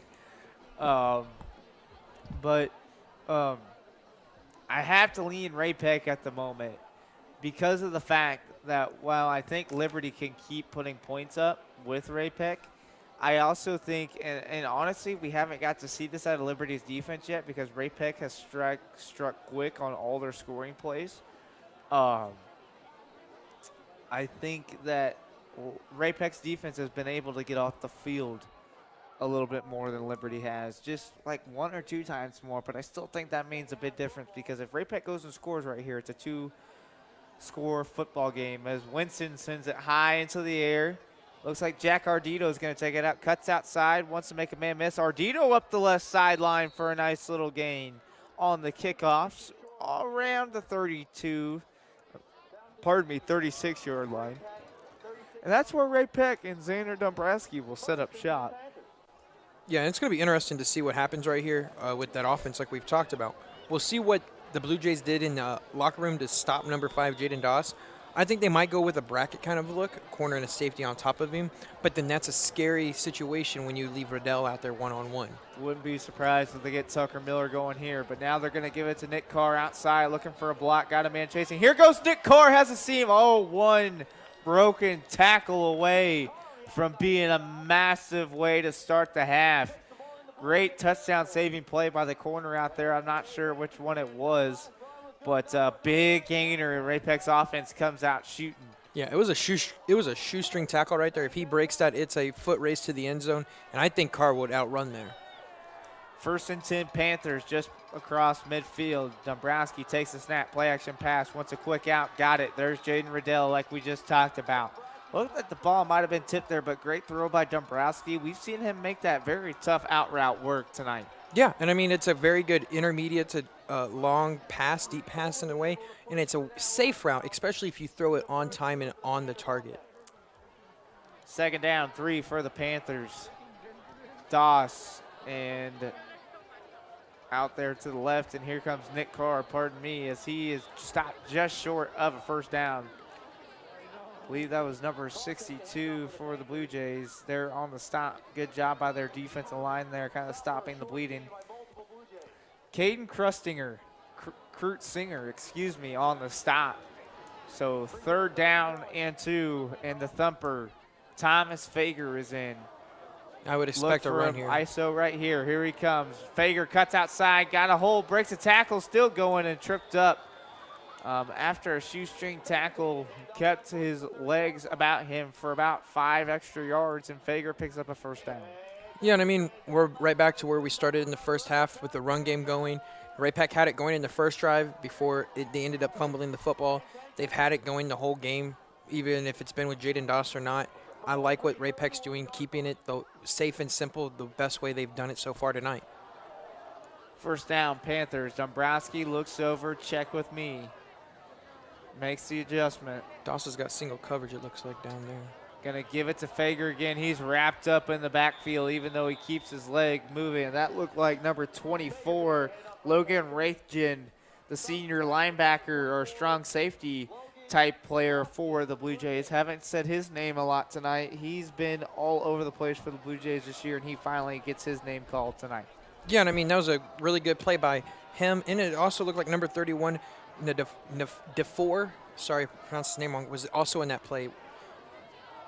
Dombrowski takes a snap, play action pass right up the gut. Dombrowski needs a block, pointing out a blocker, breaks 1 tackle, still going, looking for the corner. Touchdown, Panthers! Xander Dombrowski being a playmaker with his feet.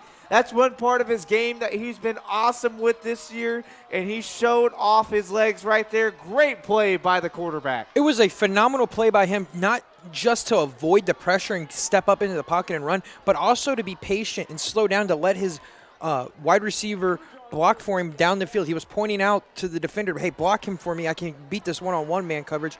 He got the block, got the one-on-one coverage, and he beat it. What a run by Dombrowski. The PAT is up and no good. A little bit right, but nevertheless, Ray-Pec goes down for a quick strike. 3 minutes, about 5 to 6 play drive for the Panthers there. 9:45 left in the 3rd quarter, and the Panthers are up 28-17. Great job by Xander Dombrowski. Looked like it was a play-action pass. I don't know if they were maybe trying to set up a screen as 3 or 4 Blue Jays ran free, and Dombrowski made a play with his feet. And like we talked about at the top of the broadcast, I kind of described the kid as a warrior. He may not always make the big play. He's very good when he throws the football, but sometimes is loose with it. High risk, high reward guy. And when he runs around like that, man, sometimes he kind of reminds me of a Johnny Manziel type runner, kind of makes plays with the feet, always looking to extend the play. And boy, he's got some great highlights so far this season. And add that long touchdown run to the reel. And that puts 28 up on the board for the Panthers as Kudron sets the ball on the tee. Yeah, and I think a lot of people forget that Dombrowski has 126 yards on the ground, and he's averaging around just a little under 3 yards and a carry. So you got to remember, he can run and he can also throw. He's not a very good dual quarterback, but he can make his plays when he needs to on the run. Kudron sends the ball out, and a little pooch kick, kind of replicating Liberty tonight. Here comes the Liberty returner, wrapped up. Nice job by the Panthers special teams. There's Seantre McIntosh again, doing it all for the Panthers on special teams and on defense. So the Panther defense trots back out for the second half, and here comes the Liberty offense. You got to think Wintrick Williams and company are going to try to pound this clock down in the third quarter, kind of set up for a substantial fourth quarter, and try to put 7 on the board and answer right back. Yeah, it'll be interesting to see, and I liked how Ray-Pec adjusted to their special teams by pooch kicking it now. Gonna give Williams, bounces it outside, looking for a running lane. Good pursuit by the Panther defense. Looks like Alex Biondo was the first one there for the Panthers. Several others came in to clean up the play. Looked like Ardito was there. Looked like Kanan Huff was there as well. So the two safeties flying around. 2nd and 7, Liberty. Yeah, those safeties were flying up last play. You love to see that. Yeah, you got to think Liberty's got to start throwing the football a little bit here. They've been successful too. Winston in motion, going to make a double set in the backfield. Cleninger takes a snap, give to Winston. Up the middle, lowers a shoulder, gets a first down. So first down, Blue Jays doing exact opposite what I said, JT, making me look silly. They're going to pick it up on the ground as much as they want. Yeah, and I like how they decided to change it up. They're going to go with Winston with the running there, give him a little more speed. Obviously, Williams is the power. He can also give you speed, but Winston gives you a little bit of dynamic duo. It's like that Derrick Henry, Dion Lewis we saw a couple last year especially. First out, Blue Jays. Cleninger rolling out, play action pass. Shuey giving chase, pass is caught. Good throw on the run by Cleninger. Tyler Shuey had pressure. Elijah Van Trump on the coverage, but Winston makes a nice catch and a good gain of about 5 to 6 there to start off the new set of downs. Oh, gain of 7, pardon me, for the Blue Jays. Yeah, we talked about how we thought Ray-Pec would take away number 1 Ricky Amaruzo and 20 Williams. Now it looks like Winston's going to be the one involved. I thought maybe it would have been Dennis, number 10, but so far it's been Anthony Winston, number 4 for him.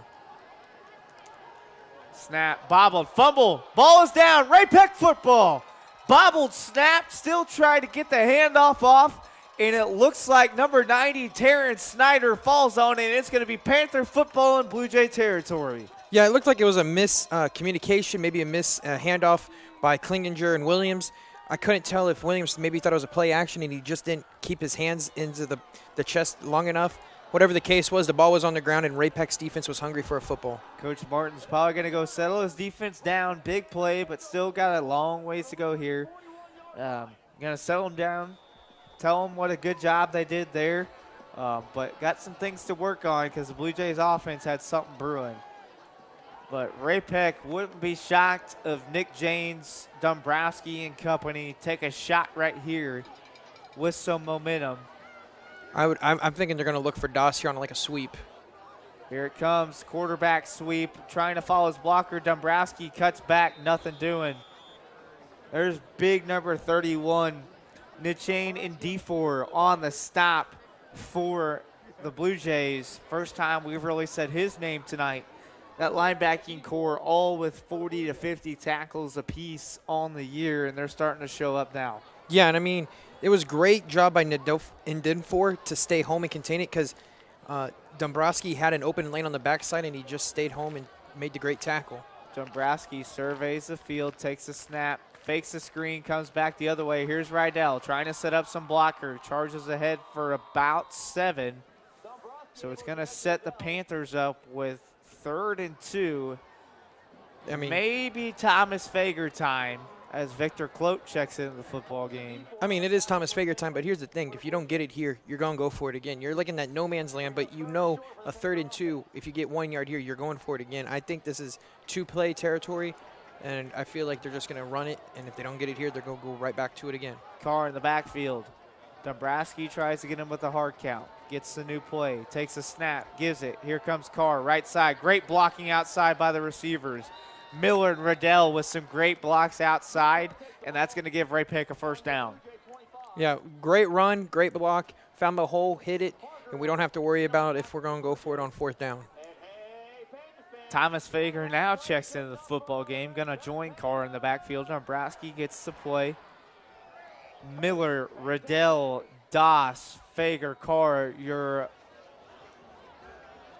players out there in that personnel are typical King. Well, that's a King heavy personnel right there. Gonna do that counter draw, nothing doing right there. Immediately stuffed in red by number 20. I believe that was actually number 56 or 58. Cooper Stiles for the first time tonight calling his name. I also saw Jack Carbajaro, number 3, out there too. I mean, there was a swarm of Blue Jays back there. They got right through there, made great attack and pursuit on the run. Brandon Copeland, number 85, checks into the football game. You got Doss is down there one-on-one again. And that might be Victor Clote. Dombrowski takes the snap, wants a deep shot, over the top, got a man, touchdown Panthers! Jaden Doss gonna hit the gritty again. Big play action pass over the top. JT called it. They gave him one-on-one, and mama, that's a bad man. Why on earth you would leave Jaden Doss on one-on-one, I don't know. But, man, Jaden Doss has a barbecue down there, and they didn't invite us. Like, disrespectful. I mean, I was like, dude, they have him one-on-one. They brought one safety down. I'm like, what are you guys doing? Did you not see what happened in the first half? Apparently not. They were like, we want to get burnt one more time. So a Blue Jays being burnt again. So Jaden Doss with, I believe, that's his 2nd or 3rd touchdown of the night. 3rd touchdown of the night for Jaden Doss. Give him the hat trick. And the Otis Taylor Award winner from last year, the best receiver in the state, has shown up tonight. I mean, I said it. I was like, he's got one-on-one coverage. And then to make it matters even worse, the Blue Jays are like, hey, we'll bring one safety up. Like, maybe you don't see it. Kujon's kick is up and good. So your score now, Ray-Pec 35, Liberty 17. What's Liberty got to do now here with 5:57 left in the 3rd? Okay, well, I mean, here's the thing. If you're a Blue Jays, it's a 3-score game. And it's actually, it is a 3-score game because it's 35-17. You still can run the ball a little bit. You're not in panic mode yet. It's still 6 minutes left in the 3rd quarter, and you still have the whole 4th quarter. But you have to get points on this drive no matter what. It's almost 4-down territory no matter how bad it is. You've got to get points because you haven't stopped Ray-Pec all night unless they've done it themselves with self-inflicted wounds. One thing not to overlook tonight, Xander Dombrowski has played a fantastic football game. Through the air, in with his legs. Beautifully placed football. Threw it a little bit more inside, didn't lead him as much because there was still decent coverage on Doss. But put that ball way inside as he saw he had his man beat. No safety over the top. Put it way inside, made sure it stayed away from harm's way. And the Ray-Pec kickoff team trying to get the home crowd fired up as they were up 35-17. Now, there was a personal foul after the touchdown, so the kick is at the 25, which is very scary if you're thinking of a Ray-Pec Panthers fan, because now you maybe give Winston a chance to make a play on special teams because it's going to be a very short field where he gets the ball. It won't be in the end zone. And it is going to be Winston running it out. Here he comes looking for a hole. Flag down. Huge hit. Seantre McIntosh. My goodness gracious. I don't know what the award is for the state of Missouri and for best defensive player or at least best linebacker, but Seantre McIntosh has got to be on that list. That man is all over the field every game, and it's going to be penalty yardage tacked on. But Seantre McIntosh sends a message that that Ray-Pec defense and special teams isn't going away without fighting for their team either. Yeah, you like to see that. It was a hard hit and a big self-inflicted wound by Liberty. You were going to have great field position, even because of the kick, and instead you have a holding, so you bring it back 10 extra yards. Now you're setting up right around the 25-yard line. So, I mean, you're not getting much field position like you thought you would be.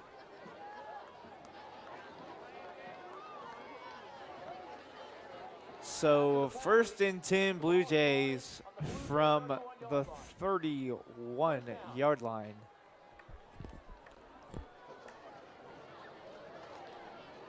McIntosh, Ardito, and company trying to get the ball back to a very hot Panther offense. Blue Jays trying to get back in the game. I feel like you're going to have one-on-one matchup for number 10, Caden Dennis down at the bottom.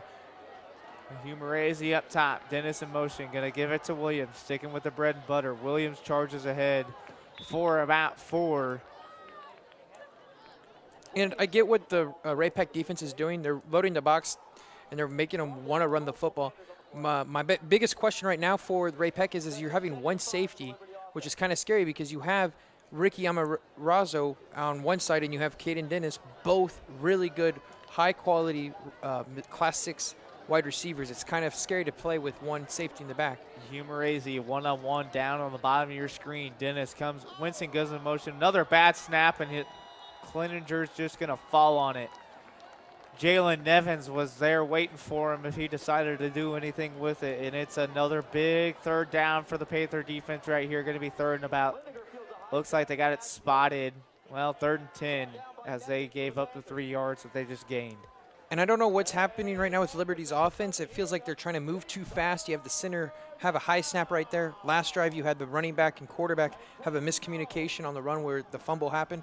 So I think they just need to settle down and play their football. Cleninger takes a snap, play action pass, looking, scanning over the middle. It's going to fall harmlessly to the turf. Looks like Ahamaruze was the intended receiver. And it's going to be 4th and 10 Blue Jays, and I think they're going to run the punt team out there. So big stop for the Panthers defense. And while you really are never wanting to shut the door on a game, Ray-Pec's going to have a chance to go put another 7 on the board and make this game pretty out of reach. Yeah, and I feel like Ray-Pec right here on this next drive, they're going to just run the football, take some time off the clock, get back hopefully in the end zone, and make this even a 4-score game, 42-17. Winston puts it straight up. Ardito's going to take it up the right sideline, and he's going to be dropped. Pardon me, that's sophomore Lou Wright, who has impressed so far this year, getting himself some defense and punt return time. So Xander Dombrowski, who has played brilliantly tonight, I would probably say his best football game of the year, trots back out. Definitely. I mean, he's taking control of the football, hasn't really thrown the ball into high-risk areas where it can be intercepted.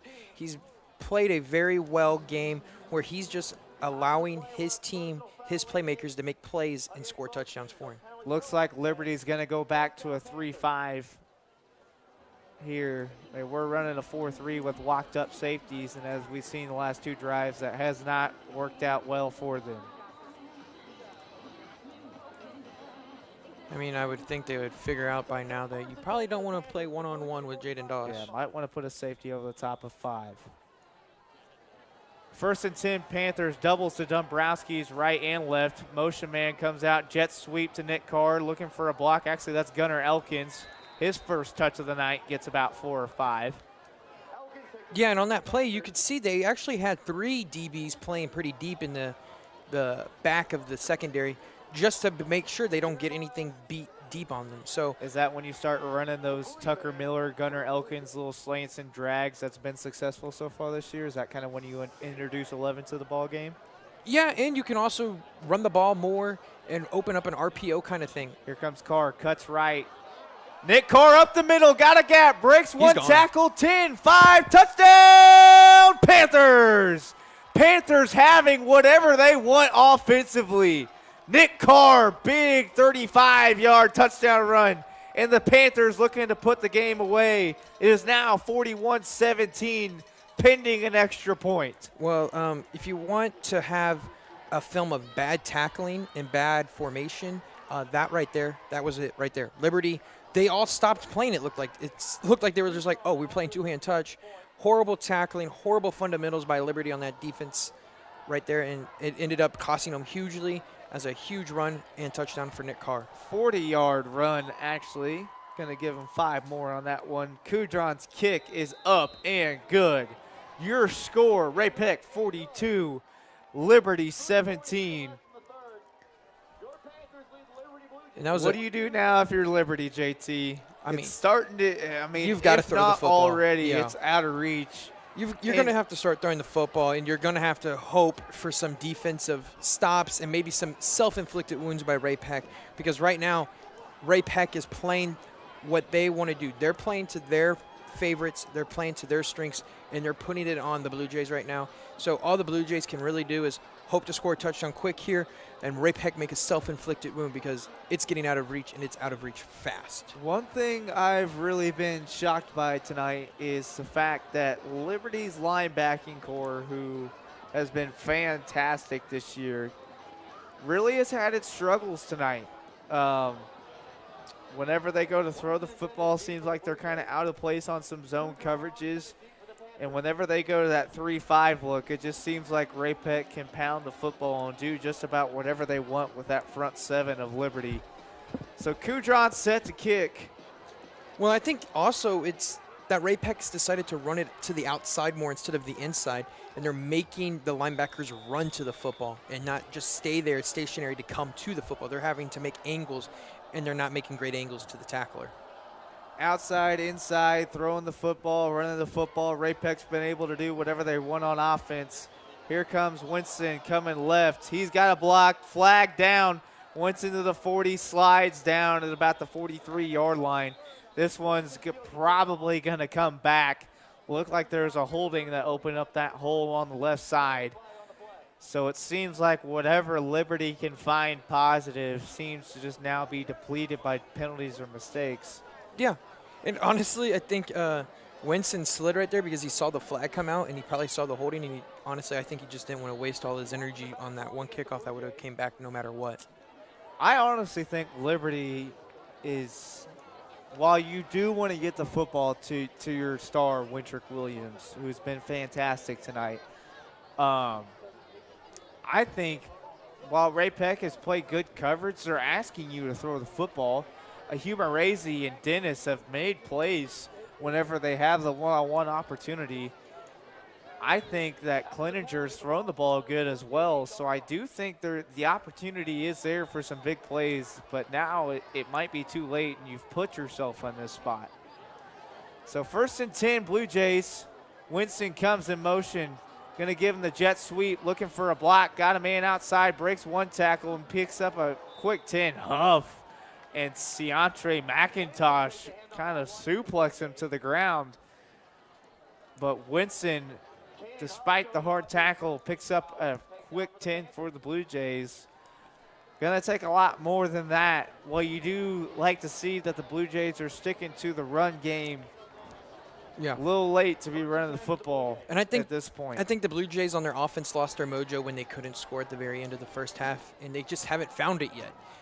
Winston in motion, going to give it to Williams, up the gut, upended.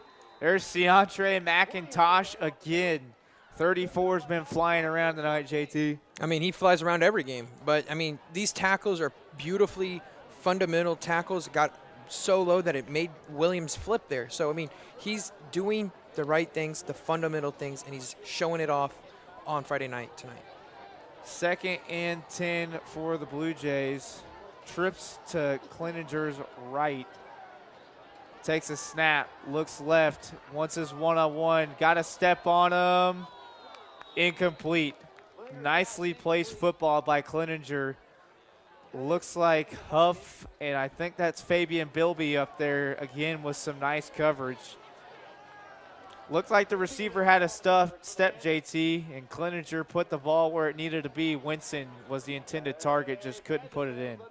Yeah, and I think the thing right there was it hit Winston in his hands. I think he was anticipating a hit, and he just let it go, and it would have been a huge gain for Liberty right there. 3rd and 8, Blue Jays, trips again to his right. Single receiver up top as a Humorese. Looking right, wants the out route, not there. Going to be incomplete. Intended for Dennis. Big hit by Isaac Cook on Cleninger. Ray-Pec's defensive line starting to get some pressure, and McIntosh there in the coverage, almost with an interception. And this might be a white flag right here, as it looks like Blue Jays are lining up to punt. Well, we talked about it at the beginning of the game. They hadn't really seen a defensive line like Ray-Pec brings to the table, and it's showing right now. It seems like Cleninger is not in his rhythm. He's getting rushed to throw the football, and right there he was lucky it wasn't intercepted because he got hit so hard as he threw the football. It was up in the air like a duck. Winston going to set the punt. One-step kick, gets a good boot on it. Lou Wright going to take it. Probably should have called fair catch. Oh, that's Jack Ardito, and he pays the price for it. Brought down immediately. So here's my question for you, Seth. When do you start bringing in your backups, especially for Liberty, because it looked like Cleninger took a huge hit right there by Cook. So when is it like when you want to say, okay, well, we've lost this fight, we don't want any injuries, and we want to have our starters and our best players available for us coming next week? I think when the opposite sideline starts doing that, I don't think Liberty is in any position to bring in any backups yet. 2:26 in the 3rd quarter, so I don't think you're in any position yet. Getting close, so gonna give it to Fager, and he is going nowhere. It looks like number 42 for the Blue Jays was the first one there, then cleaned up by some of the defensive line. Kyler Craig, the middle linebacker, sophomore, in on the stop for the Blue Jays. 2nd and 12, Panthers. Probably going to start running the football. This is when they typically like to introduce you to Thomas Fager a lot here, kind of close out the football game. Wide set backfield, probably going to be a sweep or counter here. Here comes Dombrowski and a quarterback keeper, breaks 2 tackles, get back to the original line of scrimmage, maybe one more. And I like that you want to keep Dombrowski running with the football with his legs, but you want to be careful with that because he's going to take those hits. You know you have the game in sole possession right now. Run the football. Don't let Dombrowski take any stupid hits that could hurt him and lead him to being out for a couple games. Looks like it was a sweep read. I mean, either side would have been clogged up. Good pursuit by the Blue Jay linebackers. Doubles to Dombrowski's left and right. Fager joins him in the backfield. Dombrowski takes the snap, looking, scanning, wants to take another shot. Up top and falls harmlessly out of bounds. Jaden Riddell, the receiver, they have done a nice job taking him away. But so Ray-Pec kind of does what they want there. Takes a minute 25 off the clock. No need to get anything fancy going. And I think for the first time tonight, Ray-Pec's going to have to punt. Yeah, and I think Ray-Pec's going to understand this moving forward with this game right now. Is Liberty is not letting anything right behind them now. They finally figured out, oh, we don't want anything behind us, so they're setting up so far deep that you can't get it behind them. Carr gets a nice punt off, angling inside the 20, down past the 15, and about the 13-yard line is where it's going to come to rest. So nice field position flip by Nick Carr, and the Panther defense, who has been great in the second half, trots back out. Yeah, we'll see how it's going to go for Liberty's offense, but right now the mojo is with Ray-Pec's defense. They're having fun, living loose, and playing very well.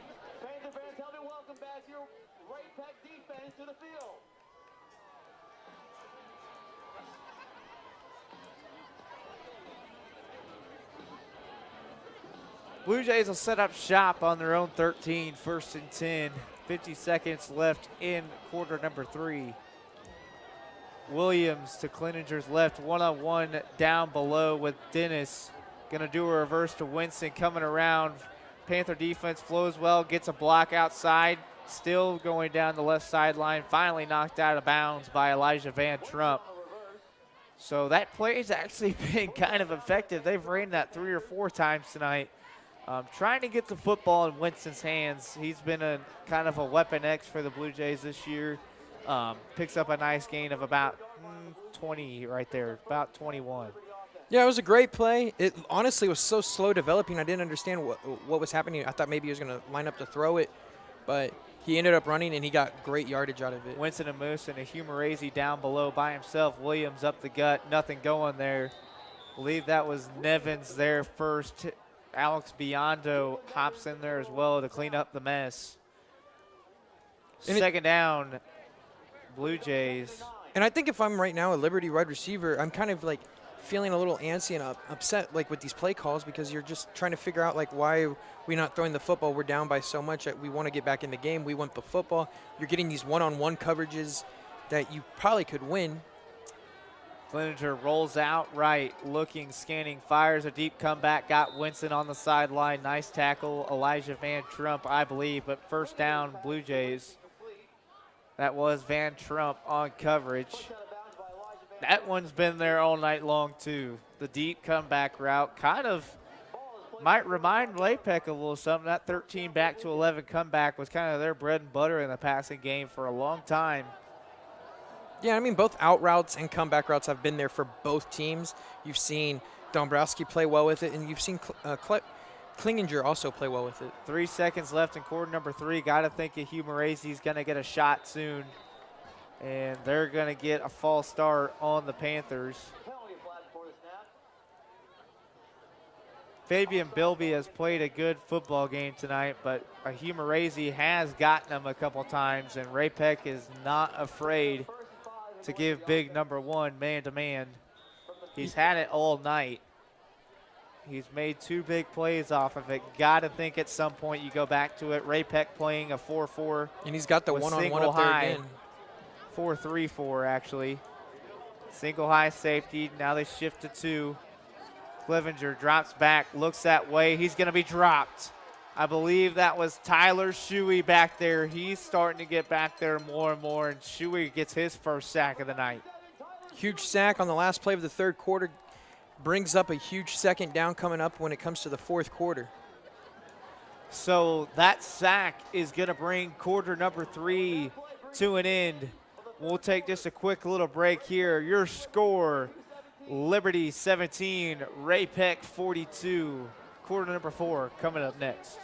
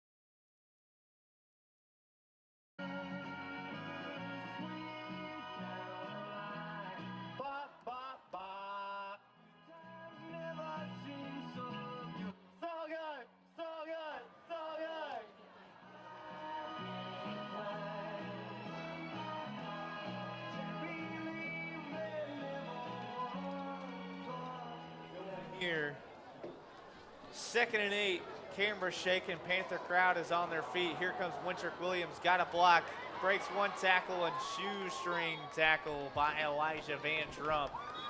Yeah, that's not what you want to see for the Blue Jays. You absolutely hate to see this, grabbing for it looks like a hamstring.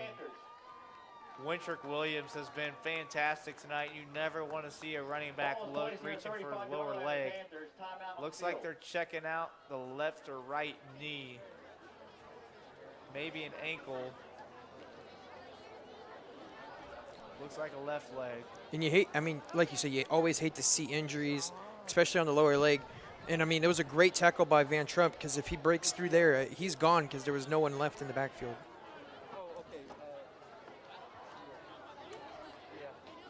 Looks like a right leg officially is what they're looking at. You mentioned it early in the first quarter. kind of a gun set Tennessee Titans style offense. They like to pound number 20 and then hit you over the top with some big bodied receivers. As Williams starts to sit up and maybe you hope come to his feet. Yeah, the main thing here is you hope he comes to his feet. You hope it's nothing major. You're going to sit him out for the rest of the game tonight, and hopefully he can get a whole week rest, and hopefully he can play for you for Liberty and the Blue Jays next week. You got to expect Jack Carbajal, the linebacker, running back guy, or Dominic Revels comes in for the Blue Jays.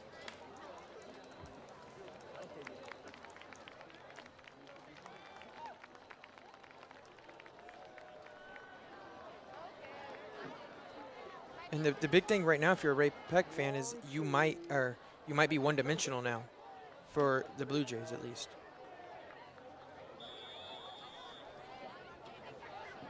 Looks like Revels back in the backfield.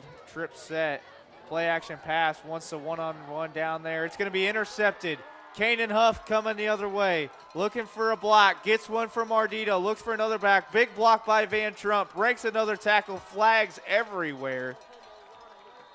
I think there's probably a going block to in get the a few back. blindside blocks or block in the back. Yeah, I saw a block in the back right there calling for the flag. I mean, what do you expect when you have linebackers and defensive linemen trying to block? I believe Tyler Shuey was the first one back there. Absolutely laid a lick on Klinginger.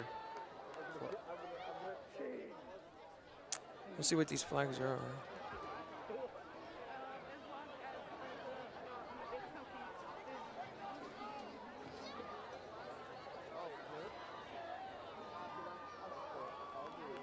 Illegal block called on the Panthers.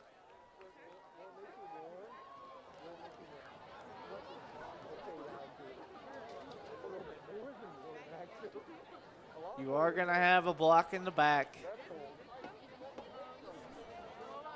The good news is, as a Ray-Pec fan, that is still your Ray-Pec's football. It happened after the interception, so Dombrowski and that offense will come back out. Dombrowski in the offense trots back out. Looks like all the starters are in. And you got to think, I like this call. It's playoff football time around the corner. You want to get these guys as many reps as you can. You don't want anyone getting hurt, but you want to get these guys in the best form, best shape that you can. And I mean, you also are talking about a quarterback that hadn't played in a Ray-Pec system until this year. So he's still trying to learn it. This has been his best game. We both agree on that since he's came over to play for Ray-Pec. And you want to keep that system going, that mojo going. So I like the call to keep him in so he can learn get some more plays under his belt and get that confidence with that offensive line and his wide receiver core. Trips bunch set down to the bottom with Miller as the H-back, and there's going to be a flag down.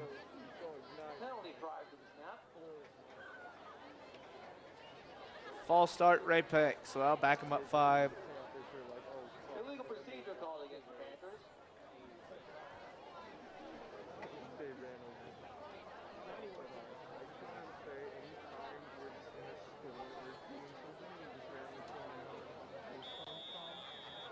And I do believe if they get another touchdown here, the clock will run automatically.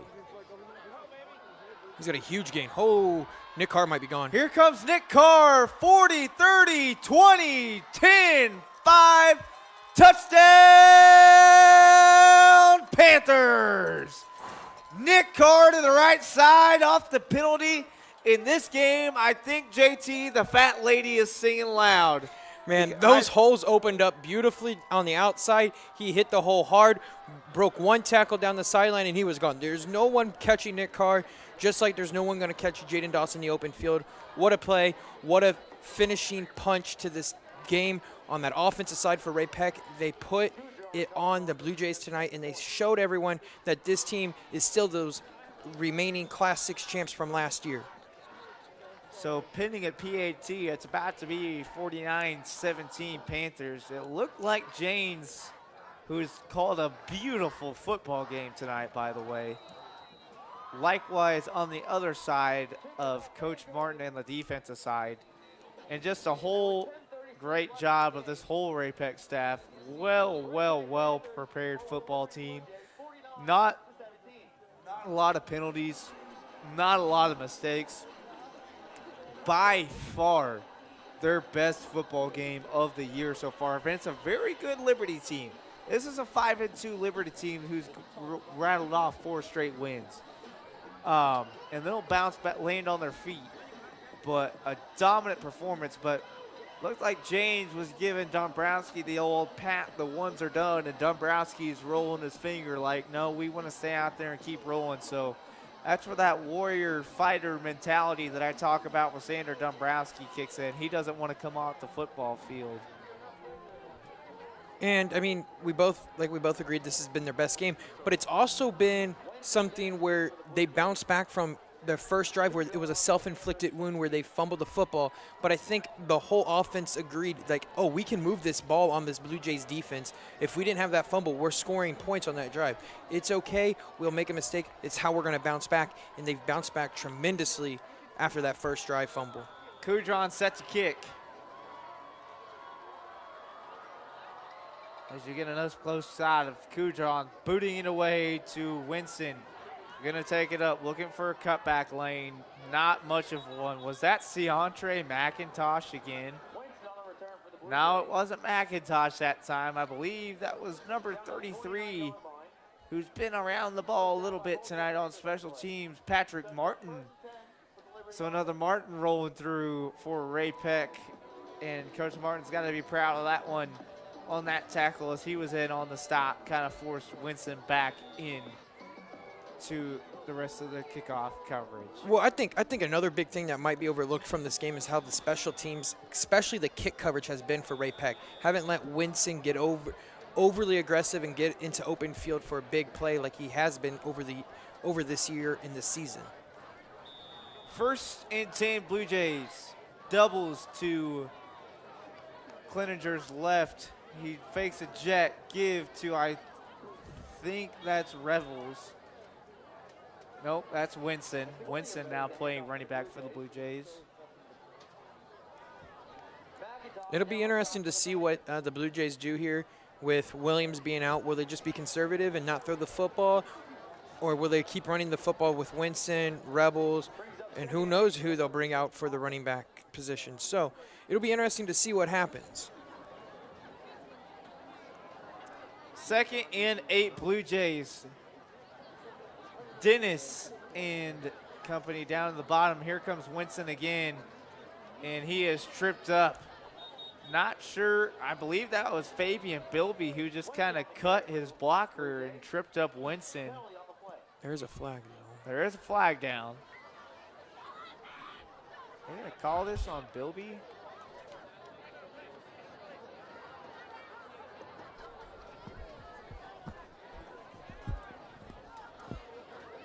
Oh, what? Yeah. Wow. Bilby, it is going to be clipping on Fabian Bilby. Great play. He was just trying to undershoot his blocker and kind of free up and take away a blocker from Liberty and free up space for a linebacker to flow. Had the right idea, just a little too low. Heck, he even made the play eventually. And it looks like Liberty has ran a quarterback in to get some experience. I think Tyler Klinger's night is done.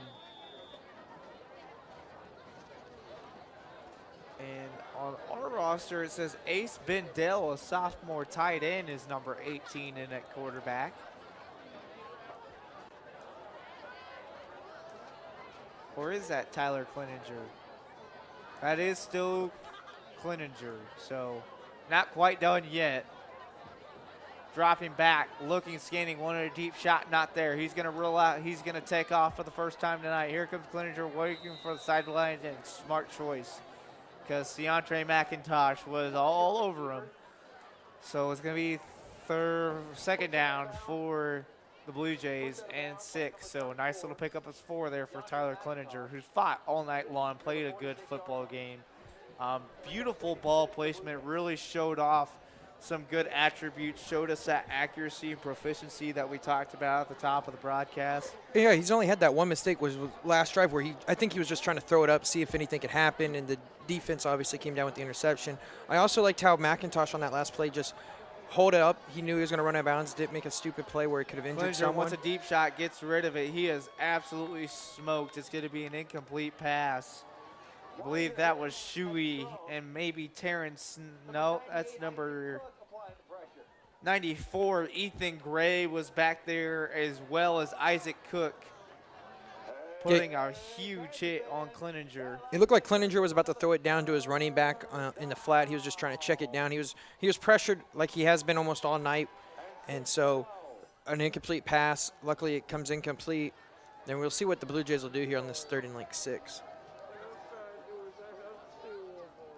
3rd and 6. Hugh Marizi up top. Dennis in motion, gonna give it to Wes Winston up the gut. He might have had enough for a first down. Alex Biondo on the stop. It was a good tackle right there. They both hit each other pretty hard. He fell forward, but I mean, it was still a great open field tackle right there by Biondo. Brings up like a 4th and 2. You are correct, JT. 4th and 2 right at midfield. 48 is the landmark for the Blue Jays. Doubles up top. Gotta think they're going to Winston here.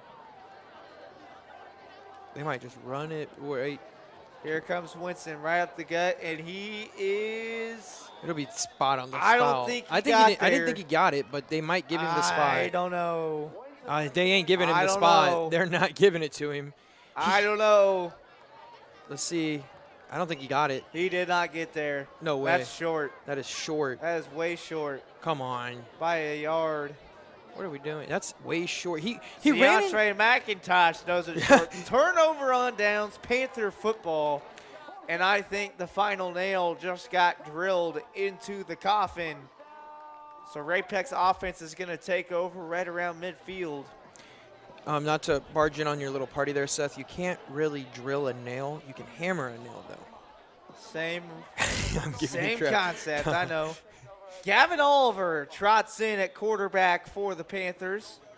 Here comes some second-teamers in there. A lot of running, I bet you, up at this time of the game. Just let the clock roll. Here comes Thomas Fager lowering his shoulder. I will say this. I love the sportsmanship you see out here. No matter what game it is in Missouri, you always see great sportsmanship. Defensive players are helping the offensive players up. Offense are helping the defense. You love to see that because you know it's a competitive game, but you also want to show that sportsmanship and be nice to I guess you want to call it be nice to everyone, even though you're hitting them harder. Some guys in the game for the Panthers. Clote, Elkins, who's been in there all night. Gunnar Elkins has been great tonight as far as blocking and got a few touches. Oliver at quarterback. Fager in number 22 for the Panthers. Aiden Eggers in at receiver.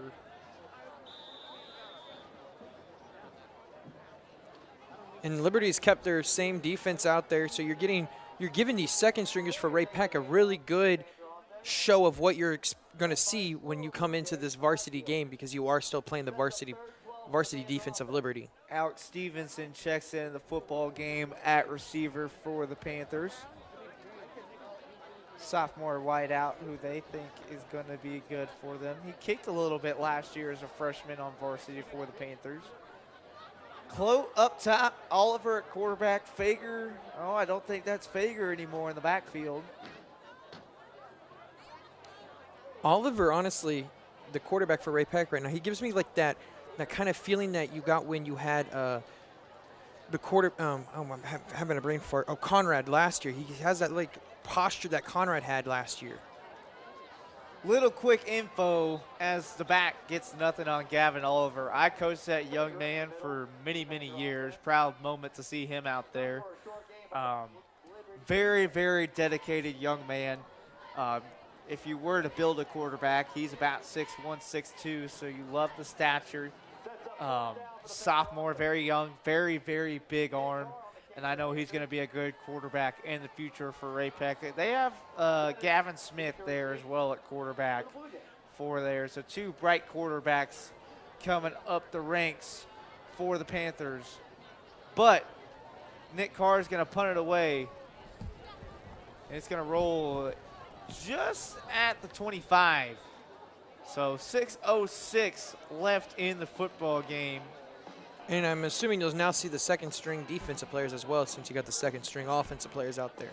So you'll give those players as well hopefully an opportunity to go up against some varsity type players, as if I'm assuming Liberty kept their 1D out there, they'll keep their 1-0 out there as well. But we'll see. I mean, anything at this point for Ray-Pec with their second strings is an opportunity to learn and grow as a team and a unit. From personal experience as a sophomore running out there, or just any of your first varsity snaps, is always nerve-wracking, but it's a lot of fun and something that you'll never forget as Winston plows ahead for about 9. So I'm going to try, as I know how big of a moment it is, to get in there and get some varsity time. As a sophomore, just any first-time varsity, as there was a flag, helmet to helmet targeting there on the back. Looks like Patrick Martin has trotted out there for the Panthers. It's good to see these young players out there for the Ray-Pec Panthers. You're looking at your future. That's what I mean. That's what you're seeing. You're seeing the future. You're seeing what this team can look like in next year or the year after that. It's going to be exciting to see. This is always how it helps build a team to be even better for the years to come. Jackson Fellhauer in there. Daniel Wink in there. Lou Wright is in there. And the crazy thing is most of these kids that are coming in, they're still very good quality football players. It's just that they're behind even better football players at their point in their career. That's either Aaron Yost or Trey Coudron. Lou Wright is in there as Winston comes right side. Good hit by Yost. Looks like number 53. 24 with the tackle. That was a great tackle. Jesse Totten is in there. Some new defensive linemen. Ethan Gray's been a sophomore or junior that they love. He's in there kind of as a senior leadership type guy or an elder statesman type guy. Looks like number 89. Jacob Edmond is in there. It's good quality time for these players, and they're making the most out of it. I mean, look at this. They've got them down deep in their own territory, playing well, making great tackles in the open field. Winston up the gut again. Edmonds on the stop. And now you got a third down with these young guys. It's a 3rd and like 5 from the 30. You got to stop here. That momentum for those second stringers, that excitement, they're going to show it so much if they get a stop here. I don't have big number 78 in there, but he looks like a force to come in the following years. That's a big boy. A lot of meat, a lot of muscle right there. So my apologies as he is not on this Max Preps roster, at least. Looks like number 18. And I feel like the Blue Jays are just going to keep running the football. Sean Kelly's in there as well. He plays in special teams, though. Look at that. Oh, wow, what a tackle. Good Look at the job groove. by the Ray-Pec defense getting a stop right there. Holding them to a 4th down. Edmonds again there. Looks like number 29 who just checked in. Isaac Phillips was there. They get, oh man, this second group team for Ray-Pec gets a hold here. You know Liberty's going to run it. If you hold them here, that whole sideline is just going to go erupt here because they know what they've just done on that against that first team offense for Liberty.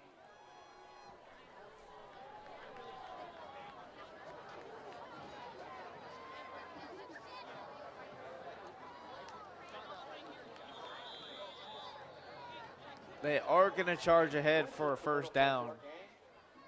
But, I mean, they're having to fight for those first downs. So it's great to see. And, I mean, Liberty's just running the football. They're trying to just get out of here at this point. You're down 49-17, down by 32 points. You're running the football, running the clock. If you open one for a big gain, that's cool. But you're like, we're trying to just get out of here at this point. 3:21 and ticking. Blue Jays still have the football.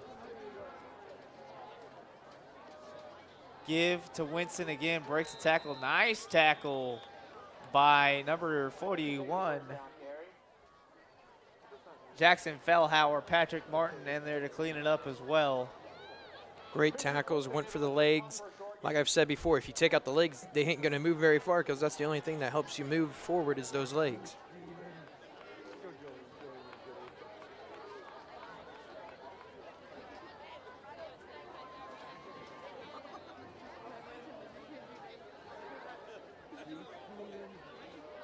Going to give it off to Revels. And he gets a nice gain of about, let's call it 9.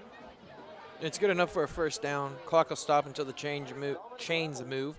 But, I mean, still fun times out there. The offense for Liberty is moving just a little bit. But, I mean, it looks like they're bringing a second offense. Out-trots Liberty's second team.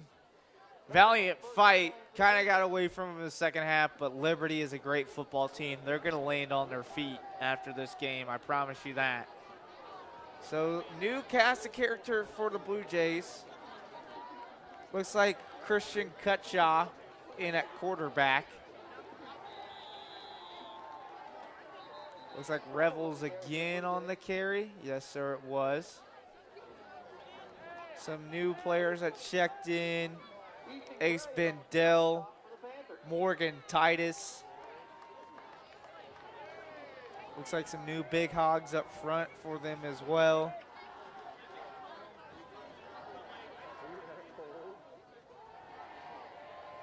Revels again on the carry. That's going to bring up third down with 1:36 left.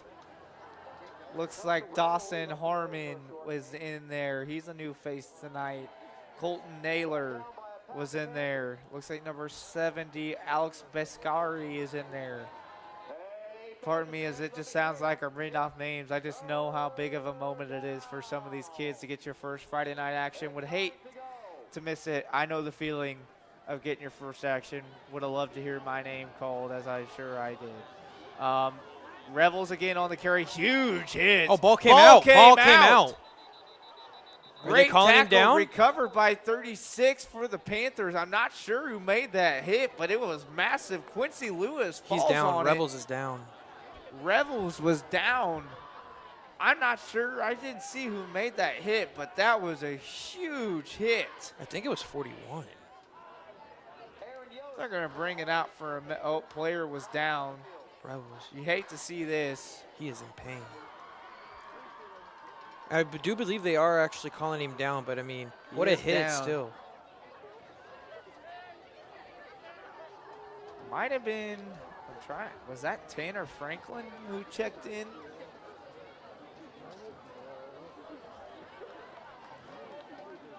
Luckily, he's up on his feet. Revels is going to trot off. I think that's probably just a big stinger.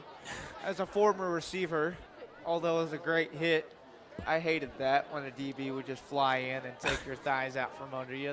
It's just a shock. It's like, that whoa. hurts more than you know, folks. I took a couple of those in my day, and it did not feel good. And they come at you at the worst time in the most unthinkable times. So it is a fourth down, though. So 50 seconds left. They're going to trot the offense back out there. Winston is in. One more stop here. Put a really nice cap on the game for the Ray-Pec Panthers. Gonna give it to him. And he's gonna turf sniper. Got him. Looked like number 82 for the Panthers, who has had a good game himself tonight. Tyler Williams is a sophomore that they really like, who they seem to run in the football game a lot. But this gives a couple of second teamers on offense another shot. Or they get to go into their victory formation. Because that's what I expect the Ray-Pec Panthers to do, is just go in victory formation, come out, take a knee, go home with the big victory. So Gavin Oliver and his offense trots back out. Maybe look for that name in the future. Again, this is an uber talented young man who works very, very hard. Looks like they're going to get in double wing, maybe give a guy a carry. Nope, Oliver's going to take a knee.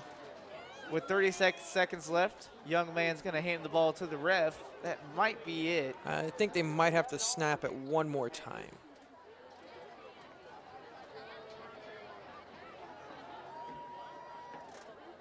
I can't really tell, though. I think they're just And going to let it go. that's going to let it run out. So, Ray-Pec gets a big win, 49-17. As the teams trot out, I think we're going to run a couple more ads here, and we'll be back to break down post-game after the break. So stay tuned here on the Panther Football and Athletics Network.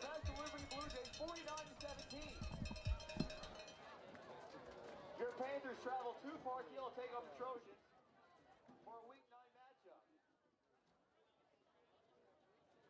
Hope to see you there, and everyone please drive home safely. Good night.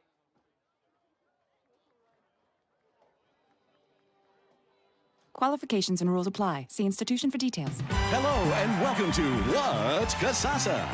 Is Kasasa A catchy word for earning cash, B, a free checking account that has already paid over $100 million in rewards, or C, a free checking account that refunds your ATM fees nationwide? That's right, they're all correct. Kasasa. Free Kasasa checking. It's an easy way to earn cash, no luck required. Ask for free Kasasa checking at Community Bank of Raymore. Member FDIC. Qualifications and rules apply.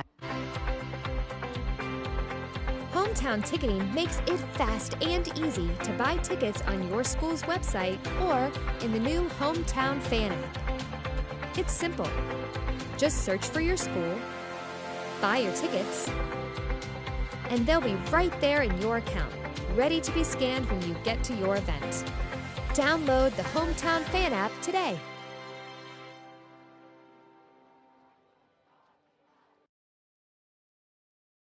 Don't trust the biggest investment of your life to a part-time real estate agent. Trust the #1 team in Lee Summit and the entire state, the Rob Ellerman Team. The Rob Ellerman Team is the #1 real estate team in Missouri and number 12 nationally ranked in the U.S. with $1.5 billion in career sales. They are your real estate resource for buying or selling. They get you moving. Call anytime at 816-304-4434 or visit therobellermanteam.com. That's 816-304-4434 or anytime online. The Rob Ellerman Team, a proud supporter of Lee Summit area high school athletics.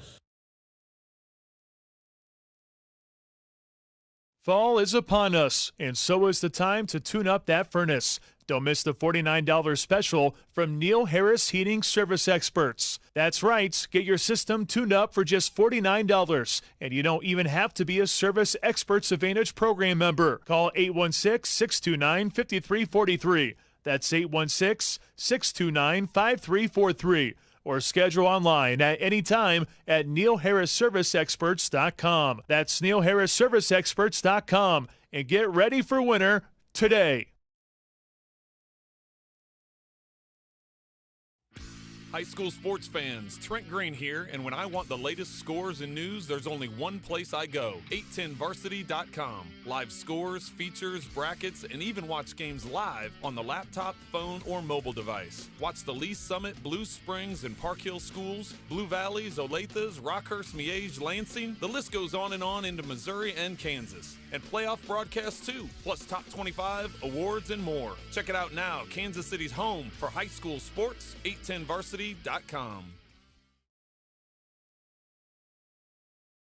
Qualifications and rules apply. See institution for details. Ask for Kasasa.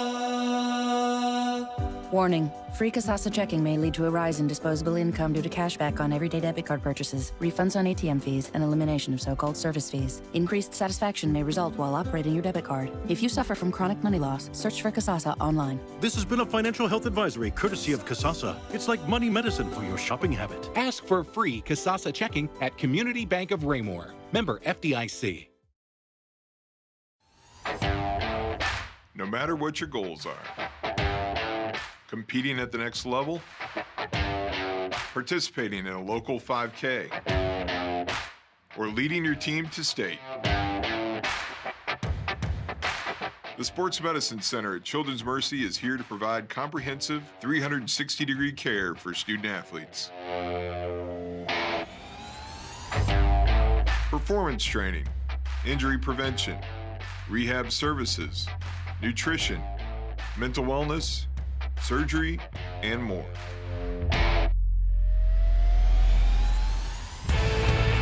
It's not just about the next goal or the one after that. It's about supporting a lifetime of sport and helping every student athlete play healthy.